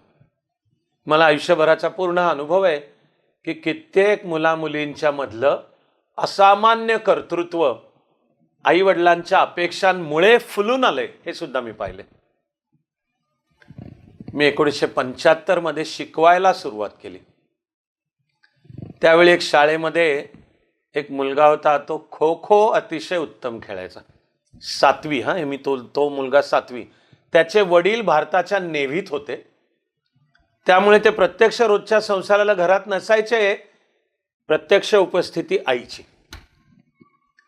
आणि मग शाळेची जी आंतरशालेय खो खोची मॅच असेल तर आई न चुकता त्या मॅचला हजर असायची. आणि हा मुलगा खो खो मध्ये पळणारा इतका अप्रतिम की प्रतिस्पर्धी टीमनी जर पहिलं त्याला निवडलं पाठलाग करायला की याला आउट करायचंय. त्या मुलाचं नाव सुरेंद्र, मला आजपर्यंत लक्षात आहे, संपर्क आजपर्यंत आहे. याच्या जर प्रतिस्पर्धी टीम ह्याच्या मागे लागली, विसरायचंच प्रतिस्पर्धी टीमने की तुम्ही 7 मिनिटाची खो खोची एक हाफ 7 मिनिटाची असते. जर प्रतिस्पर्धी टीम ह्याच्या मागे लागली, न दमता हा अखंड 7 मिनिटं चकवा देत, पण आउटच व्हायचा नाही, आउटच नाहीच, आउट गेलेच प्रतिस्पर्धी टीम. पण 7 मिनिटाची शिट्टी वाजली की तसाच मैदानातनं तो जे धावत सुटायचा, तो जाऊन पहिले आईला मिठी मारायचा आणि मग आई पण जवळ घेणार. पालकांच्या अपेक्षा मुलामधलं कर्तृत्व बाहेर काढूही शकतात. सांभाळण्याची जागा आहे की त्याचं ओझ्यात रूपांतर कधी होतं. माझा शाळेतला एक माझ्याच वयाचा मित्र, त्याच्या वडिलांनी डोक्यात घेतलं होतं की माझा मुलगा डॉक्टरच झाला पाहिजे. आणि बिचारा का रे बाबा डॉक्टरच झाला पाहिजे, चुलत घराण्यातला कोणतरी तिकडं मेडिकल का इंजिनिअरिंगला होता, मग घराण्यांमधली खुन्नस मग बास डोक्यात घेतलेलं की नाही जास्त शानपणा करू नको, तुझं कार्ट इंजिनियर होत असेल, मी माझ्या मुलाला डॉक्टर करून दाखवतो टाईपच्या ह्याचे. त्यापायी माझ्या या मित्राच्या मागे एवढे लागलेले वडील. हा आमचा मित्र 5 किंवा 6 वर्ष हा मेडिकलची परीक्षा फेल होत गेला. बघता बघता हा मुलगा विझत गेला, उदास होत गेला. घरामध्ये बापाच्या शिव्या पडत होत्या, तुझीच लायकी नाही, तूच अभ्यास करत नाही. अरे त्याचा आहे का कल, माझा मुलगा डॉक्टर व्हावा ही तुमची एक अपेक्षा, आनंद आहे, पण डॉक्टर होण्याकरता जी गुणवत्ता, हा मी मार्क नाही म्हणतोय, केवळ क्वालिटीज व्यक्तिमत्वातल्या, आई वडील मंडळींचं काम आहे की माझ्या मुलामुलीतल्या काय आहेत क्वालिटीज, त्या कोणत्या क्षेत्राला पोषक आहेत, त्यानुसार आपल्या मुलामुलीला मार्गदर्शन करणे, पाठीशी उभं राहणे, सुचवणे, अपेक्षा व्यक्त करणे. या व्यतिरिक्त जर तो मुलगा मुलगी काही विशिष्ट म्हणायला लागला तर त्याचा संवादाच्या द्वारा ते करणे याच्यात उत्तर आहे. मी ज्या मुलाची दुःखद गोष्ट सांगतो त्याच्या नाहीच, त्याच्या बापानी 6 वर्ष अशाही खूप कहाण्या माझ्या मनात आहेत. पालक म्हणून आपलं काम तो नेमका सम्यक कसा येईल याचं शास्त्रीय उत्तर आहे. आणि तसे इथे काही प्रश्न पालकांनी आता पाठवलेले सुद्धा आहेत. मूळचं सूत्र आहे स्वची ओळख, नॉलेज ऑफ द सेल्फ. की माझं तर म्हणणं हे तुम्हाला पालक या नात्याने सुद्धा तुम्हाला अजूनही लागू आहेत हे मुद्दे, उशीर कधीही झालेला नसतो. की जीवन घडवणे, जीवनाचा विकास तो आपला कुठं संपलाय, संपता कामा नये, थांबता कामा नये. आपण पालक आहोत, आपलं शिकणं, आपलं नव्याने घडणं, आपल्या व्यक्तिमत्वात काळानुसारची नवी कौशल्य येणं, आपण प्रामाणिकपणे अंतर्मुख होऊन आपल्या व्यक्तिमत्वाकडे एका कठोर तटस्थतेने पाहणे. आणि त्यातले सुद्धा चांगला शेतकरी जसे शेतातले तण वेचून वेचून उपटून काढतो आणि चांगल्या गोष्टींची पेरणी करतो, तसे आपण सुद्धा, हे कधीही संपत नाही. आणि मग आपल्या मुलामुलींचं सुद्धा सगळ्याला मूळचं सूत्र आहे नॉलेज ऑफ द सेल्फ. त्याला आपला भारतीय शब्द आहे स्वची ओळख. जीवन कसं घडवायचं, व्यक्तिमत्व कसं घडवायचं, जीवन व्यक्तिमत्व त्यात येणाऱ्या करिअर सगळ्याचा विकास कसा करायचा, सगळ्याची मूळची किल्ली आहे स्वची ओळख. अरे तू स्वतःला ओळख, अगं तू स्वतःला ओळख. तुझ्या आत डोकावून पहा, तुझ्या जीवनाची इमारत तुला काय येतं ह्यावर उभी कर. तुझ्या जीवनाची इमारत तुला काय येत नाही यावर उभी करण्याच्या फंदातच पडू नको. तुझ्या जीवनाची इमारत तुला येत नाही पण ते त्याला येतं, तिला येतं. आणि कुठेतरी कळत नकळत आपण पालक म्हणून किंवा समाज, सरकार, धोरणं ती म्हणतात नाही नाही ते येत असलं तरच तो मुलगा मुलगी हुशार आहे, बुद्धिमान आहे, त्याचं करिअर चांगलं होणार आहे. सगळ्या चुकीच्या समजुतीत. आत डोकावून पहा. पालक या नात्याने सुद्धा आपल्या मुलामुलींना ही स्वची ओळख व्हायला मदत, मार्गदर्शन, तसं पोषक घरातलं वातावरण आणि त्या अशा दिशादर्शक, नज असा इंग्लिश शब्द आहे, नज, की सहज आईवडिलांनी काहीतरी एक जाता जाता काहीतरी सूचना केली आणि त्यातून त्या मुलामुलीला आपल्या करिअर, व्यक्तिमत्व, जीवनाची पुढची दिशा सापडली. कोणी आईवडिलांनी हौसेने आपल्या मुलीला लहानपणी, की जी दक्षता माझ्या आईवडिलांनी घेतली की आपल्या मुलाला पोहता आलंच पाहिजे. कोणाचं अख्खं करिअर पोहण्यात होतं. कोणी लहानपणी आईवडील हौसेने आपल्या मुलामुलीला त्यातला कल ओळखू ना, कल ओळखला.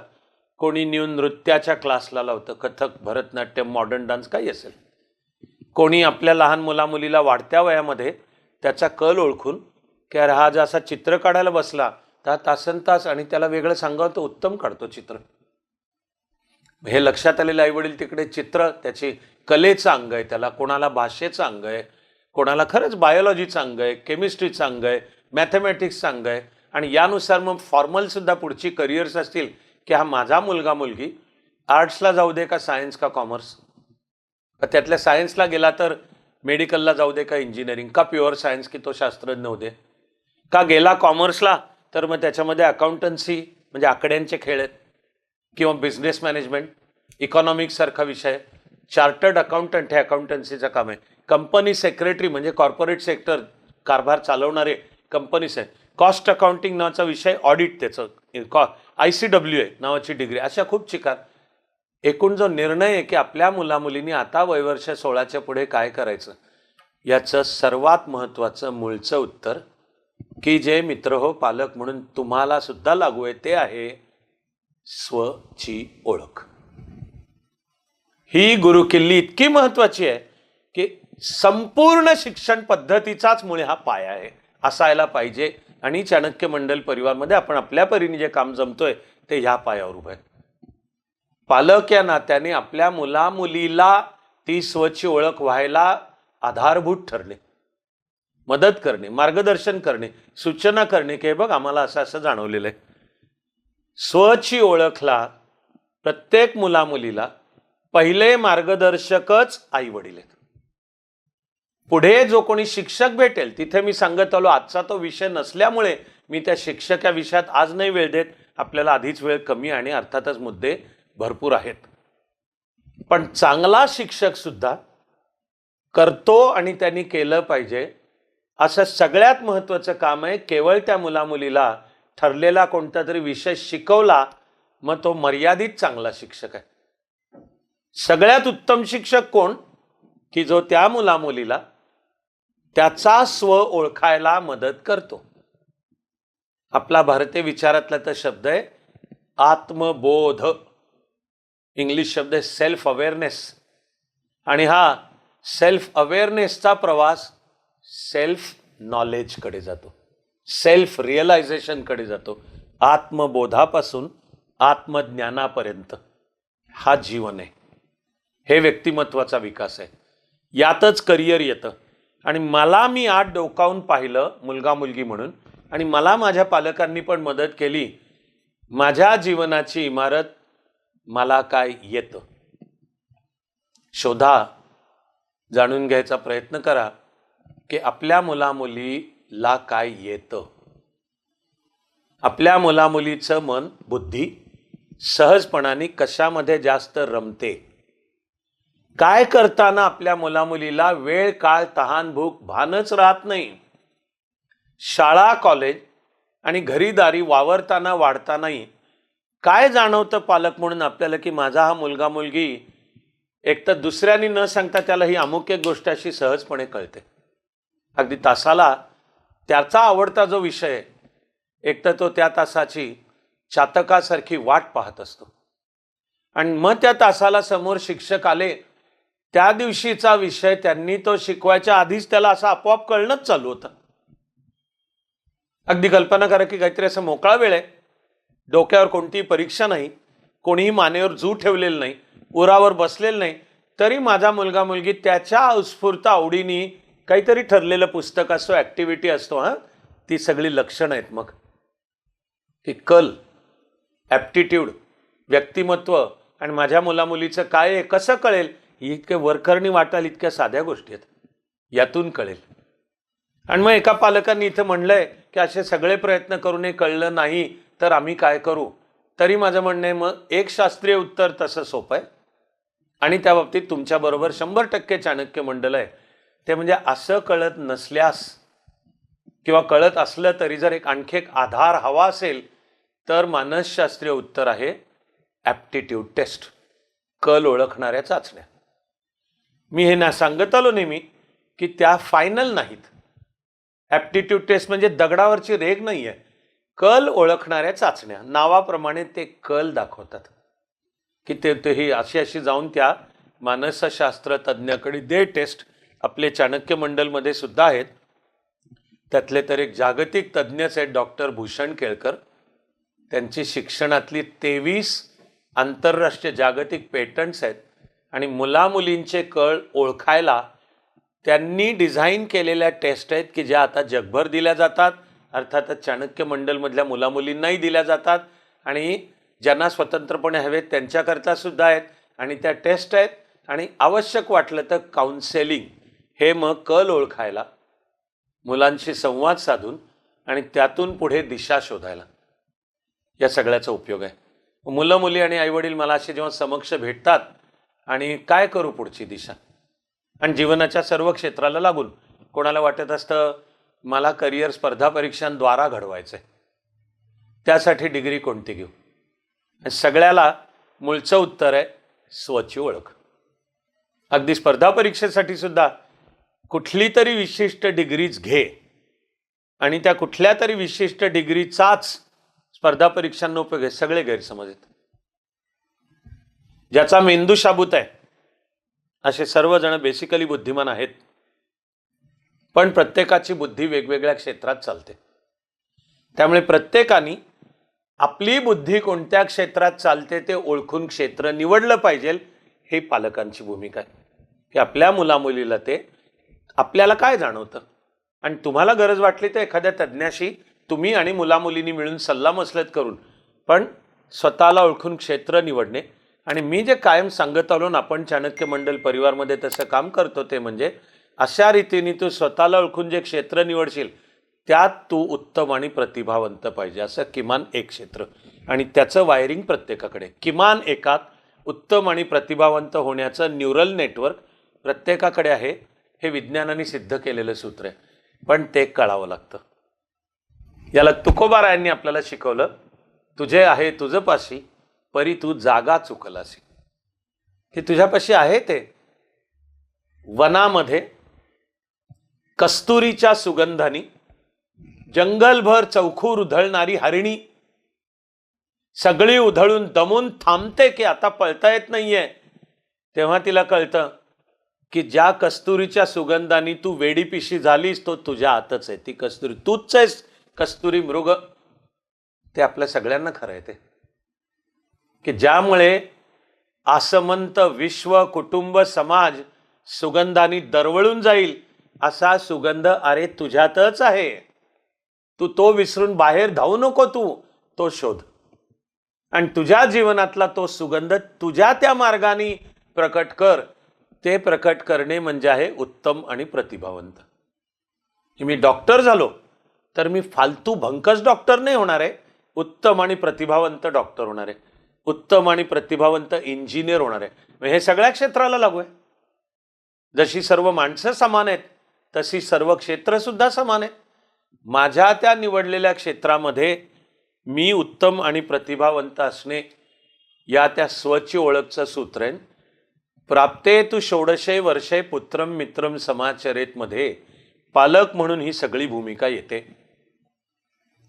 मी इथेच पुढचा महत्वाचा मुद्दा आणि सूत्र बोलून ठेवतो की प्राप्ते तू षोडशे वर्षे पुत्रम मित्रम समाचरेत. आपला मुलगा मुलगी 16 वर्षाचा झाला की आपल्या मुलामुलीशी मित्र असल्याप्रमाणे समवयीन, त्यामुळे विश्वासात घेणे, संवाद, तुला काय वाटतं हे बा अमुक मुद्द्यावर आम्हाला असं असं वाटतं, आणि त्यामधून होणारा निर्णय. तो प्रसंगी त्या मुलामुलींनी पालक सांगतात त्यापेक्षा वेगळा घेतला तर लगेच त्याचा अर्थ मुलं मुली काहीतरी पालकांचा अपमान करतायत, सांगितलेलं ऐकत नाही टाईपचा नाही आहे. असं ते कॉन्व्हर्जंट ॲटिट्यूड असायला पाहिजेत. या मुद्द्यांचा अर्थ मुलामुलींच्या दृष्टीने सुद्धा हा होतो की एकदा तुम्ही 16 वर्षाचे झालात की आता हे आयुष्य ही तुमची जबाबदारी आहे. तिथे कॉन्व्हर्जंट ॲटिट्यूड म्हणजे मुलामुलींच्या ॲटिट्यूडचाही मुद्दा महत्त्वाचा आहे की जो आजच्या सत्रातच बोलला पाहिजे की हे बघ, आईवडिलांनी तुला जन्म दिला, माणसाचं पिल्लू या नात्याने तुझा खूप काळ सांभाळ करायला हवा होता, आईवडिलांनी तो केला. कसा? जसं आईले तसे गायले, जसा केला तसा केला. काय तुला वाढत्या वयात जवळजवळ प्रत्येक टीनेजरला तो वयात येऊ लागला, त्याची आयडेंटिटी अहम सुनिश्चित डिफाईन होऊ लागला की कधी कधी त्याला काहीतरी आईवडील किंवा पालकांचं काहीतरी बोचतं. हे माणसाची नॅचरल वृत्तीच आहे, grass is greener on the other side. आणि त्यामुळे माझ्या आईवडील किंवा माझ्या पालकांच्या काही उणीवा वाटू लागतात, बोचू लागतात, खुपू लागतात. त्या तुलनेत कुठतरी वाटतं की त्याचे आईवडील बघ कसे आहेत. हा मानवी स्वभाव आहे.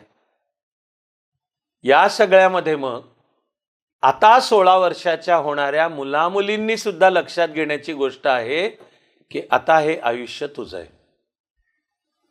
आता तुला मी असाच जन्माला आलो, मला आईवडिलांनी असंच घडवलं, कळत किंवा न कळत, त्यापायी मी हे असा होऊन बसलो, आता मी तरी काय करणार हे म्हणायची तुला आता परवानगी नाही. मी आधीच्या बोलण्यात जे सांगितलं की शास्त्रांनी मांडलेलं सूत्र आहे की माणसाच्या मेंदूची 95% जडणघडण जन्म ते वयवर्ष 5 पर्यंत होते. मग आता सांगायची वेळ आहे की याचा अर्थ वयवर्ष 16च्या पुढे आता मुलामुलींनी म्हणायचं मी तरी काय करणार, माझ्या मेंदूची 95% जडणघडणमुळे मला काही कळायच्यात झाली आहे, हे आम्ही आहे असं आहे. तर मग ते बोलणं वागणं खोटं आहे. कारण तेच शास्त्र हेही सांगतं की स्वतःच्या प्रयत्नांनी मेंदूचं न्यूरल नेटवर्क सुद्धा बदलता येतं. स्वतःच्या प्रामाणिक कष्टाने ते मेंदूचं न्यूरल नेटवर्कही नवं घडवता येतं. मग वयवर्ष 16 झालं की हे त्या मुलामुलीचं सुद्धा काम आणि जबाबदारी बनते की आता तुझं आयुष्य हातात घे, तुझं जीवन, तुझं व्यक्तिमत्व, त्यात तुझं करिअर, ते आधी शैक्षणिक करिअर आणि नंतर व्यावसायिक करिअर हे असं हातात घे आणि आता तू स्वतःला घडवायचंस. आता आपण प्राप्तेतु षोडशे वर्षे पुत्रम मित्रम समाचरेत. मग त्या पुत्र मुलामुलीचंही काम आहे की आता मी वयात आलो, ॲडल्ट. मग ॲडल्ट प्रौढ होण्याची शास्त्रातली सुद्धा व्याख्या नुसती शारीरिक नाही आहे की शरीर, त्यातल्या केमिकल बायोलॉजिकल हालचाली, केवळ ती नाही आहे. मला आवडलेली ॲडल्ट की आता मी वयात आलोची सगळ्यात उत्तम व्याख्या आहे learning to be responsible for one's own life. ही व्याख्या आहे की आता स्वतःच्या आयुष्याची जबाबदारी पत्करायची तयारी. तेव्हा मुलगा मुलगी जर 16 वर्षाचा झाला, मग मी आजही बोलताना म्हणणार आहे की मग आता स्वतःला घडवणे हे त्या मुलामुलीचं पण स्वतःचं काम बनतं. आता तुला स्वची ओळख, त्यानुसार क्षेत्राची निवड, त्यानुसार निवडलेल्या क्षेत्रात उत्तम आणि प्रतिभावंत होणे, ते होण्यासाठी कोणती कौशल्य आवश्यक आहेत. आणि नियमित योग कर, व्यायाम कर, भरपूर खेळ, घाणेरडी निगेटिव्ह आरोग्याला घातक व्यसनं लावू नको, लावायची तर चांगली लाव. हे आता तुझी जबाबदारी सर्व. आता तुला सांगायला नाही परवानगी की काय करणार, माझा बापच पितो त्यामुळे मग मी तरी काय करणार, ते माझ्या रक्तातच उतरलंय. माणूस स्वतःच्या प्रयत्नांनी स्वतःमध्ये प्रचंड बदल घडवून आणू शकतो. ती जबाबदारी पत्करणे म्हणजे वयात येणे. आम्हाला लहानपणी शाळेच्या पाठ्यपुस्तकामध्ये एक अप्रतिम गोष्ट होती, तिचं नाव आहे येशाची गोष्ट. येशा, शला य, की एका राज्यामधला एक महाभयानक दरोडेखोर की ज्याचे लोकांमध्ये भयंकर धाक, महाकष्टाने त्या राजाचे सैनिक त्याला पोलीस पकडतात, केस होते, त्याने अनेक मर्डर्स पण केलेले दरोडे घालताना. त्यामुळे शेवटी त्याला फाशीची शिक्षा होते. राज्यावर त्याचा एवढा भयानक धाक असतो, दहशत, की राजा ठरवतो की एक तर ह्याला राजधानीच्या मुख्य रस्त्यावरनं हातापायात साखळदंड घालून चापकाचे फटके मारत रस्त्यावरनं न्यायचा. मध्यभागी अशी एक टेकडी आहे, तिच्यावर वधस्तंभ उभा केलाय, त्याच्यावर नेऊन हजारो लोकांच्या उपस्थितीत फासावर लटकवायचा, म्हणजे लोकांच्या मनातला धाक जाईल. तसं रस्त्याने नेताना मारतात लोक, त्याला कोणी फटके मारताय, चपली मारताय, अंडी टोमॅटो फेकून मारताय, पचापचा थुंकताय, कारण त्यांनी लोकांना एवढा भयानक त्रास दिलाय दरोडेखोर म्हणून. आणि मग तिकडे टेकडीवर नेऊन आता जो फासाचा दोर आहे, तर कायद्यातली पद्धत असते, गुन्हेगाराला शेवटची इच्छा विचारली जाते. तशी ह्या येशा, त्याचं नाव येशा, मूळचं नाव यशवंत आहे, दरोडेखोर म्हणून पडून गेलेलं येशा, त्याला शेवटची इच्छा विचारतात. तो म्हणतो तिथे खाली गर्दीमध्ये माझी आई आहे, मला आईला भेटायचं आहे. त्याचे फासावर सुद्धा लटकवणार आहेत, त्यांचा गळा दाटून येतो, डोळ्यात पाणी येतं की आता मरायचा हात हा फासावर जाणार आहे, तरी त्याला आईच आठवते. आणि त्या माऊलीचं सुद्धा काय दुःख किंवा दुर्दैव की आपल्या डोळ्यासमोर आपला मुलगा आधी दरोडेखोर झाला ना, आता त्याला फासावर लटकवलं, ती खाली गर्दीत आहे तिथे. मग त्या येशाला आईपाशी आणलं जातं आणि तो येशा असं आईच्या कानात काहीतरी बोलल्याचं दाखवून आईच्या कानाचा कडकडून चावा घेतो, इतका की एक कानाचा भाग तुटून येतो, आईच्या कानातलं रक्त भळभळा व्हायला लागतं. लोक आणि राजाचे शिपाई सुद्धा थक्क होऊन शेवटी त्या येशाला धरतात आणि चापकाने फोडून काढत, फरफटत ओढत पुन्हा वधस्त, की काय लायकीचा आहे. शेवटची इच्छा म्हणून म्हणतोय आईला भेटायचे, आईच्याच कानाचा भयंकर चावा घेतला. तरी शेवटी माणसाला माणूस म्हणून प्रश्न पडत असतो ना, म्हणून त्याला फासावर लटकवण्यापूर्वी सुद्धा विचारतात की तू काय केलंस, का केलंस. तर फासावर जाण्यापूर्वी तो दरोडेखोर येशा म्हणतो की माझे वडील तर लहानपणीच गेलेले होते, मला माहितीच नाहीत माझे वडील, आईच माझं सर्वस्व, आईने वाढवलं. तर म्हणतो शाळेत मी असताना एके दिवशी माझ्या दप्तरात कोणाची तरी दुसऱ्याची कंपास बॉक्स असतात ना, वेगवेगळे पट्टी, टोकयंत्र वगैरे, तर एके दिवशी माझ्या दप्तरात चुकून कोणाची तरी कंपास बॉक्स आली होती. आईच्या ते लक्षात आलं, आईने ती बाजूला काढून ठेवली, मला पोटाशी धरलं, काहीतरी मला आवडणारं गोड त्या दिवशी करून घातलं. नाही म्हणली की उद्या जर शाळेत कोणी विचारलं ना तर काही बोलायचं नाही बरं का. यशा म्हणतो माझ्या लहान मनाला मला एवढंच कळलं की माझ्या ज्या करण्यामुळे आईला आनंद झाला, काहीतरी माझी आई माझं सर्वस्व माझ्या, म्हणून येताना पहिली कंपास बॉक्स कोणाची तरी दुसऱ्याची चुकून आली होती. खरं आईने सांगायला होतं की ही आपली नाही, जा दुसऱ्या दिवशी विचार वर्गात ही कोणाची, त्याला त्याची देऊन टाक. त्याऐवजी आईने तांबून ठेवली, पोटाशी धरलं गोड करून आणि म्हणली उद्या विचारलं तर सांगायचं नाही. यशा म्हणतो माझ्या मनाने हे घेतलं की माझ्या ज्यामुळे आईला आनंद वाटला, पहिली कंपास बॉक्स चुकून आली होती, आता मायलेकाचा खेळ चालू झाला की दुसऱ्या दिवशीपासून काहीतरी रोज काहीतरी चोरून आणायचं, रोज काहीतरी. आणि मग घरामध्ये आणि आई रोज विचारणार की आज काय आणलंस. करता करता तो म्हणला चोरीला लागलो. ती करता करता एक दिवशी चोरीला कोणतरी आडवे येणार, पकडले गेल्याची वेळ आली, हातात कुऱ्हाड होती, ती फिरली, त्याच्यात मेला. एकदा मर्डर झाल्यावर एक झाला काय 10 झाले काय, पकडलं गेलो तर फासावरच जाणार आहे, यातून मी दरोडेखोर झालो. यशा म्हणतो मला जर आईनी ती जी पहिली त्याच वेळी जर सांगितलं असतं ही परत कर, तर मी आज हे झालो नसतो. यशाची गोष्ट. आणि मला वाटतं शाळेमध्ये ती इथे संपायची. मी पण जीवन जगत गेलो, जीवन समजावून घ्यायचा प्रयत्न करत गेलो, तसं मला जाणवलं की अरे ह्या यशाला, तो आता हे जे म्हणतोय की मी दरोडेखोर आईमुळे झालो, आईनी वेळेतच जर पहिली कंपास बॉक्स मला आणून परत द्यायला सांगितली असती तर मी आज पुढे दरोडेखोर झालो नसतो, हे यशाला म्हणायला परवानगी त्याच्या वय वर्ष फार तर 16 पर्यंतच होती. आता तू दोष आईला देऊ नको.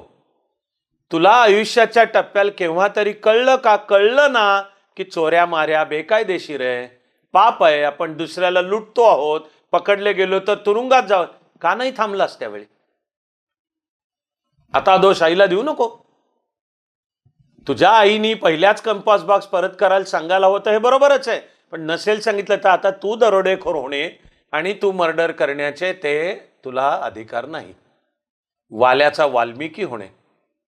ज्या दिवशी त्या वाल्यामधला आतला सूर जागा होईल त्या दिवशी त्याच्या जीवनातून राम प्रकट होऊ लागेल. पण प्राप्तेतु षोडशे वर्षे म्हणजे आता मुलामुलींची सुद्धा जबाबदारी बनते की 16 वर्षाचे झालात तर आता तुम्ही जाणीवपूर्वक स्वतःला तुम्ही घडवायचं आहे आणि मग त्या रस्त्यावर उत्तम आणि प्रतिभावंत होण्याच्या रस्त्यावर पुढे सरकायचं आहे.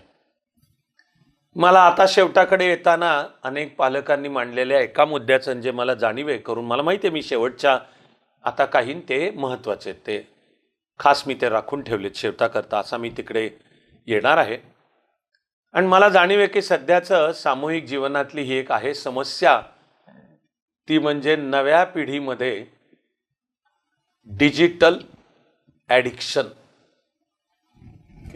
हातात मोबाईल माना कायम त्याच्या अखंड काहीतरी चाललेलं आणि त्यापायी घर वातावरण संवाद नाही ज्याची त्याची मान त्या मोबाईलमध्ये सोशल मीडिया इंस्टाग्राम रील्स संवाद नाही नुसतं नाही मग रात्री उशिरापर्यंत हा जो स्क्रीन आहे ब्लू डोळ्यामध्ये ते जे रेस जातात झोपेवर विपरीत परिणाम त्यापायी विश्रांती नीट नाही त्याचा मेंदूवर परिणाम त्याचा आता ह्याचं रूपांतर सध्याच्या एका सामाजिक स्थितीत झालेलं आहे.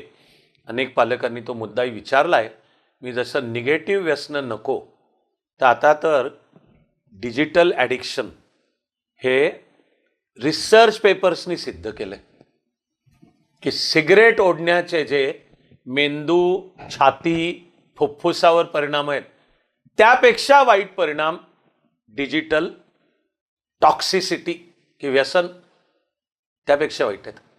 कोणी गेमिंगमध्ये उदाहरणार्थ काही मुलं मुली की त्यांना दुसरं सुचतच नाही काय दिवस रात्र तर हे बरोबर आहे हा आहे. आता मुद्दा आहे उत्तर काय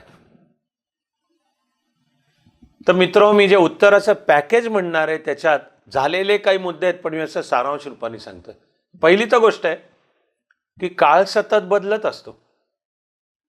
प्रत्येक काळामध्ये नव्या नव्या गोष्टी पुढे येतच असतात आणि मानवी संस्कृतीचा असा एकही काळ नाही की ज्यावेळी माणसाला बिघडवणारी काही व्यसनं काही सवयी नव्हत्या असा एकही काळ नाही आहे.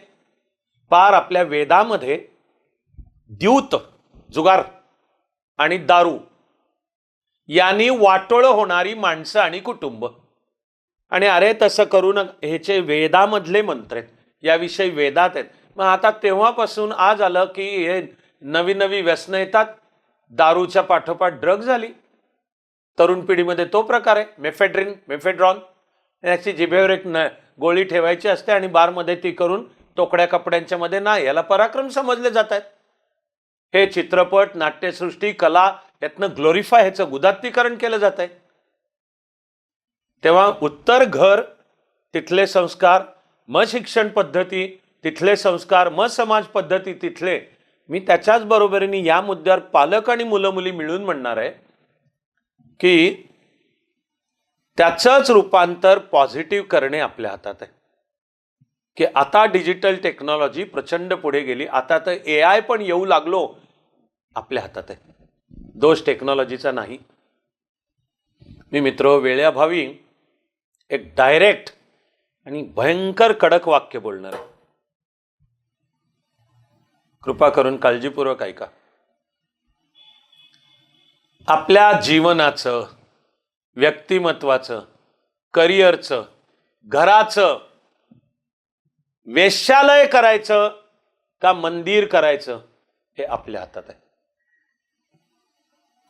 Whether to convert our life into a brothel or a temple आपल्या हातात आहे. टेक्नॉलॉजीचा वापर आपल्या हातात आहे. दोष टेक्नॉलॉजीचा नाही. तिथे चारित्र्याला महत्व आहे. तिथे चारित्र्य घडण महत्वाचे आहे की अरे माझ्यात एक शहाणपण असेल तर उलट या सर्वाचा उपयोग मी ज्ञान साधनेसाठी करू शकतो. या सर्वाचा उपयोग मी माझ्या मनाला पडणाऱ्या प्रश्नांची उत्तरं शोधणे की आता AI देतं ChatGPT देतं जेमिनाय देतं ह्याला मी करीन आणि मग त्याला जोडलेलं काही कोड ऑफ कॉन्डक्ट पण ठरावं लागतं की जसं बुवा 25 ते 30 मिनिटं नियमित योग कर. जसं तुझा आहार उत्तम चतुरस्त्र बॅलन्स्ड असायला पाहिजे की ज्या आहारामुळे शरीर मन बुद्धीची वाढ चांगली होईल. जसं जाणीवपूर्वक चांगल्या सवयी लावून घे. माणसाच्या माणूसपणाचं हे आणखी एक वैशिष्ट्य आहे की वाईट सवयी लागायला काहीही प्रयत्न करावे लागत नाहीत. आळशीपणा एका पालकांनी विचारले, आळशीपणा दूर कसा करायचा? कारण आळशीपणाची जोपासना नाही करावी लागत. एक माणसाच्या माणूसपणाचे आहे वा वैशिष्ट्य की वाईट सवयी लागायला वेगळं काही करावं लागत नाही. चांगल्या सवयी लागायलाच कष्ट करावे लागतात. भगवद्गीतेमध्ये ज्याला सात्विक सुख किंवा सात्विक सवयी म्हटलंय, कष्ट करावे लागतात त्याला. चांगल्या सवयी पहिल्यांदा कष्ट वाटतात, बोचऱ्या वाटतात, अंगवळणी पडल्या की त्यातून अमृताची प्राप्ती होते. हे सात्विक सुखाची व्याख्या आहे. आणि या उलट आळशीपणा हे तामसिक सुख आहे, सुखच वाटत असतं, काहीच करायचं नाही, काहीच आळशीपणाच आहे काही. पण उठ आणि कामाला लाग. उत्तिष्ठत जाग्रत प्राप्य वरान निबोधता उपनिषदांचा संदेश आधुनिक काळात स्वामी विवेकानंदांनी सांगितला. पण आहोत तिथून उठून चालू लागायला कष्ट आहेत मग, की त्या वाटेवर मग खडे आहेत, काटे आहेत, सगळ्याला पुरून उरून जीवनातल्या यश आणि आनंदापर्यंत जायचं आहे, तर मग कष्ट करावेच लागतात.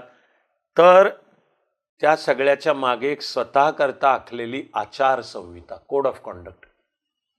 हे जे सोशल मीडियाचं ॲडिक्शन, माझं म्हणणं आहे की घरात किंवा ज्यांनी त्यांनी सुद्धा ठरवून की मी दिवसाचा एवढा वेळच सोशल मीडियावर असणार आहे, ते ठरवून की हा टाईम फ्रेम दिवसातल्या या वेळात असणार आहे. किंवा जे अनेक शास्त्रज्ञ सांगतातच, मलाही ते पटलेलं आहे की झोपण्यापूर्वीचे निदान 1 किंवा 2 तास स्क्रीनपासून लांब राहा, स्क्रीन टाईम लांब राहा. कारण ते स्क्रीनमधले जे रेज डोळ्यात जाणार आहेत त्याचा मेंदूवर, त्याचा तुमच्या झोपेवर परिणाम होणार आहे. तर डिटॉक्स माझं मत आहे की हे आम्ही सुद्धा आत्ता घरात, आम्ही दोघं, मी पती पत्नी पूर्णाताई, मुलगा, डायरेक्ट मुलगा सिद्धार्थ आणि माझी सून म्हणजे प्रांजल, आत्ता आम्ही चौघं घरात की दिवसभर जो तो आपापल्या कामातून घरी परतला की एक रात्रीचं जेवण एकत्र, त्यावेळी मोबाईल बाजूला ठेवायचे नाही. त्यावेळी चौघं, त्यावेळी गप्पाच पाहिजेत, काही बोला, त्यावेळी गप्पाच पाहिजेत त्याच्यात. मग असं कोड ऑफ कॉन्डक्ट काहीसं ठरवून हे जे सोशल मीडियाचं ॲडिक्शन, यावर आपण मात करू शकतो. या सगळ्यानंतर मी पोचणार आहे या मुक्कामावर की जे आपल्याला शेवटच्या आणि सर्वश्रेष्ठ, आणि मी तुम्हाला या श्रद्धेतून सांगणार आहे की बिलकुल डोळे मिटून ते फायनल उत्तर आहे. मुला मुलींच्या व्यक्तिमत्व, करिअर, जीवनाच्या जडणघडणीत पालकांची भूमिका.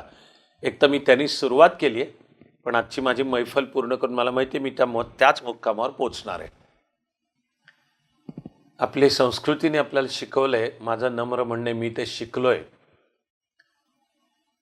की मुलामुलींकरता शिक्षकांची आणि आईवडील हेच मुलामुलींचे पहिले शिक्षक आहेत या नात्याने मग आईवडील आणि पालकांची सुद्धा एक वेद काळापासून चालत आलेली प्रार्थना आहे. ती प्रार्थना आपल्या आजच्या विषयाला धरून आहे की ते मुलं मुली म्हणजे आईवडील असोत किंवा गुरुकुलात विद्यार्थ्याची किमान 12 वर्षाची तपश्चर्या शिकणं पूर्ण झालंय आणि आता गुरुकुलातलं ते शिकणं पूर्ण करून तो मुलगा मुलगी त्याच्या जीवनात परततोय. अशा वेळी ते गुरु मुलामुलींना म्हणजे आपल्या विद्यार्थ्यांना एक प्रार्थना सांगत असत. ती फार ग्रेट आहे, तिच्यात प्रचंड सखोल अर्थ आहे. ओळी आहेत, यानी अस्माकं सुचरितानि तानि त्वयोपास्यानि नो इतराणि यानी अनवद्यानि कर्माणि तानि त्वया सेवितव्यानि नो इतराणि. हे तो शाळा कॉलेजमधले शिक्षक किंवा आपण आई वडील पालक या नात्याने प्रार्थनेचा अर्थ काय आहे की आता आम्ही आमच्या मुलामुलींना सांगतो आहोत, यानी अस्माकं सुचरितानि, की आमच्यामधलं जे चांगलं वागणं आहे, सुचरितानि, जे आम्ही चांगलं वागलो, तानि त्वयोपास्यानि, त्याचीच तू उपासना कर, नो इतराणि, दुसरं काही. यामध्ये मला जाणवतं आपल्या सर्वांच्या माणूस असण्याचं, आपलं माणूसपणाचं भान. की मित्र हो, तुम्ही मी पालक या नात्याने सुद्धा आपणही माणूस आहोत. त्या माणसाच्या माणूसपणाच्या असल्या तर मूलभूत मर्यादा, त्रुटी, उणीवा, दोष नाही तसा माणूस दुनियेत नाही. मी तुमच्याशी आता गेले सुमारे 1.5 तास मुलामुलींच्या व्यक्तिमत्व करिअरच्या जोपासनेत पालकांची भूमिका बोलतोय. याचा कुठे अर्थ जणू मी काहीतरी परिपूर्ण आहे असा ढोंगी मी होऊ नाही शकत, असा अहंकारी सुद्धा मी होऊ नाही शकत. आपण कोणीही आज परिपूर्ण नसू, पण एका आंतरिक प्रामाणिकपणाने आपली वाटचाल परिपूर्णत्वाकडची चालू राहते. हे कळल्यावर आतून प्रार्थना प्रकट होईल आपल्या मुलामुलीप्रती सुद्धा की हे बघ, आमच्या शुद्ध बुद्धीने आणि अंतःकरणात प्रेम बाळगून बाबा रे किंवा बाई ग, हे आम्हाला जमलं ते आम्ही केलं बाबा, बेस्ट. आता हे करताना जर आमच्याकडनं काही उणीवा राहून गेल्या असतील तर तू आमच्याकडनं चांगलं आहे तेवढंच शिक. तुला जर आमच्यात कुठे काही उणं निगेटिव्ह वाटलं असेल, तू त्याचं अनुकरण करू नको. ही ती प्रार्थना आहे. किती प्रगल्भता आहे पहा त्या प्रार्थनेत. यानी अस्माकम सुचरितानी, जे जे आमचं चांगलं वागणं आहे, तानी त्वयोपास्यानी, तू त्याचीच उपासना कर, नो इतराणी, दुसऱ्याची नको. यानी अनवद्यानी कर्माणी, या छान ओळींचा अर्थ आहे की तुला वाढताना, वयात येताना, घडताना, आमचं वागणं बोलणं सर्व पाहताना जी कर्म अनुकरण करण्याजोगीच वाटली असतील, अनुकरण करण्याच्या योग्यतेचे असतील, तू त्याचंच अनुकरण कर, दुसरं नको. हे त्या ओळीचा अर्थ आहे. यानी अनवद्यानी कर्माणी, आमची जी कर्म अनुकरण करण्याच्या योग्यतेची आहेत, तानी त्वया सेवितव्यानी, तू त्याचंच सेवन कर, दुसरं काही नको. माणूस म्हणून एक वाढताना हे बा, आम्ही हे तुला जन्म, प्रेम, एक मायेचा उद्धारकोश, आमच्या बुद्धीला कळलं तसं उत्तम मार्गदर्शन हे केलं. तुला त्यात कुठे जर जाणवलं असेल तर तू चांगलं तेवढं घे. समर्थ रामदासांनी सुद्धा शिकवलेली प्रार्थना उत्कट भव्यतेची घ्यावे, मिळमिळीत अवघेची टाकून द्यावे. हे मुलामुलींसहित तुम्हाला मला सुद्धा लागू आहे पालक म्हणून, की माणसाचं स्वतःला घडवणं कधीही संपत नसतं.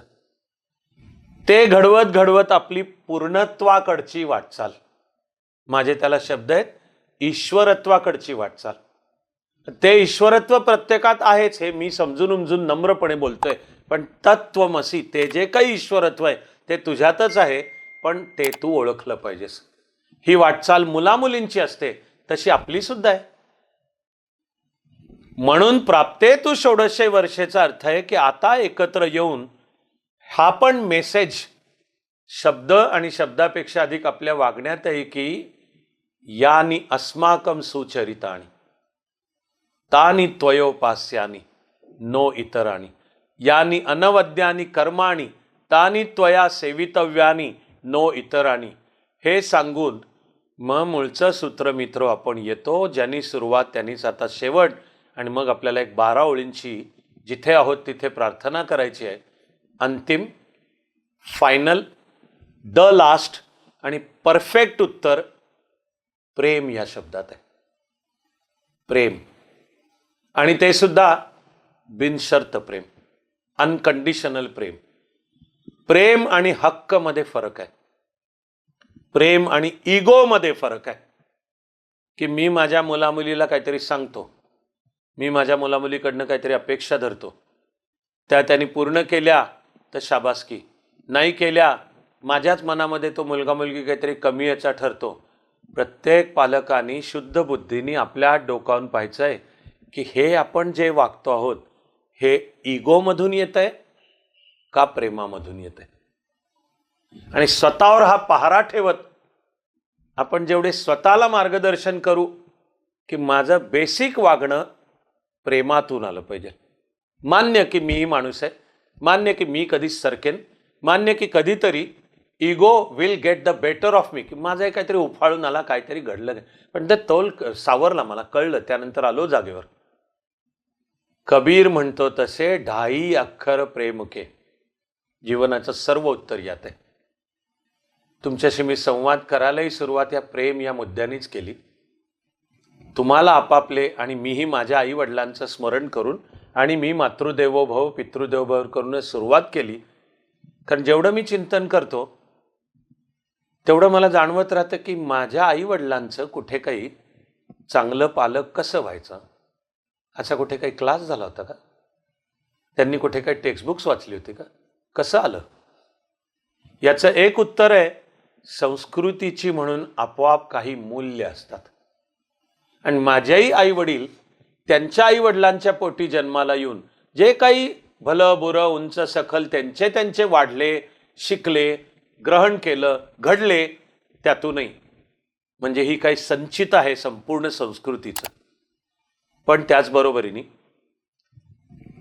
माझ्या आईला कोणी ट्रेनिंग दिलं होतं का की तुझा मुलगा अख्ख्या महाराष्ट्राची जनरल चॅम्पियनशिप घेऊन आला तर नुसतंच कौतुक करायचंय, पण केवळ ते नाही, त्याला हातपाय तोंड धुवून देवापाशी बैस. कशातून आलं? ते प्रेमातून आलं. किंवा अविनाश काय करतोयस? आणि अविनाश जेव्हा म्हणतो काही नाही दादा चित्र काढतोय, तर ते कागद आपले नाहीत, सरकारी ते ठेव, तुला चित्र काढायचं आहे, हे त्या प्रेमातून येतं. जी शिस्त, जे संस्कार हे मूळच्या त्या प्रेमातून येतील. मला 100% खात्री आहे की आज ना उद्या आपोआप त्या मुलामुलींपर्यंत उत्तम ते जाईलच. तुम्हाला मी पालक या नात्याने काही तुम्ही अनुभव घेत असू शकाल की काही वेळा सर्व मानवी संबंधांमध्ये ताण येतो. कुठलेही दोन मानवी संबंध असे नाहीत की ज्यात कधीच ताण येत नाही. पती पत्नी, मायलेक, बापलेक, भाऊ भाऊ, बहिणी, भाऊ अरे आपण माणूस आहोत हे. पण अंतिम उत्तर त्या प्रेम ह्या सूत्रात आहे. जिथे ते सापडेल तिथे घडणार आहे ते आज ना उद्या आपोआप घडणार आहे, ते पॉझिटिव्हच घडणार आहे. तर आपण सगळे मूळच्या या मानवी आणि सांस्कृतिक व्यवहारामध्ये ते आपण आई वडील या नात्याने असो, मुलं मुली या नात्याने असो, असा तो मूळचा प्रेमाचा वर्षाव, स्वभावच प्रेमाचा बनणे आणि होणारं मार्गदर्शन त्या प्रेमातून, तर आज ना उद्या त्या सगळ्याला चांगले पॉझिटिव्ह आकार येणारच आहेत.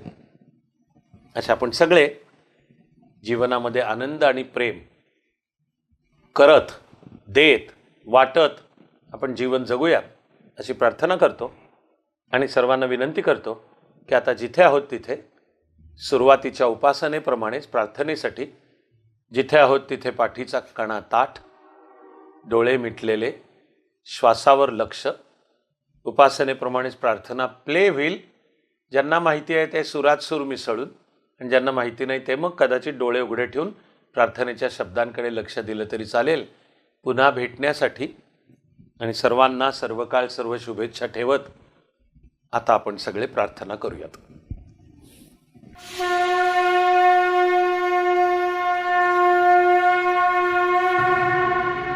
जरी एक अश्रू पुसायास आला, तरी जन्म काहीच कामास आला.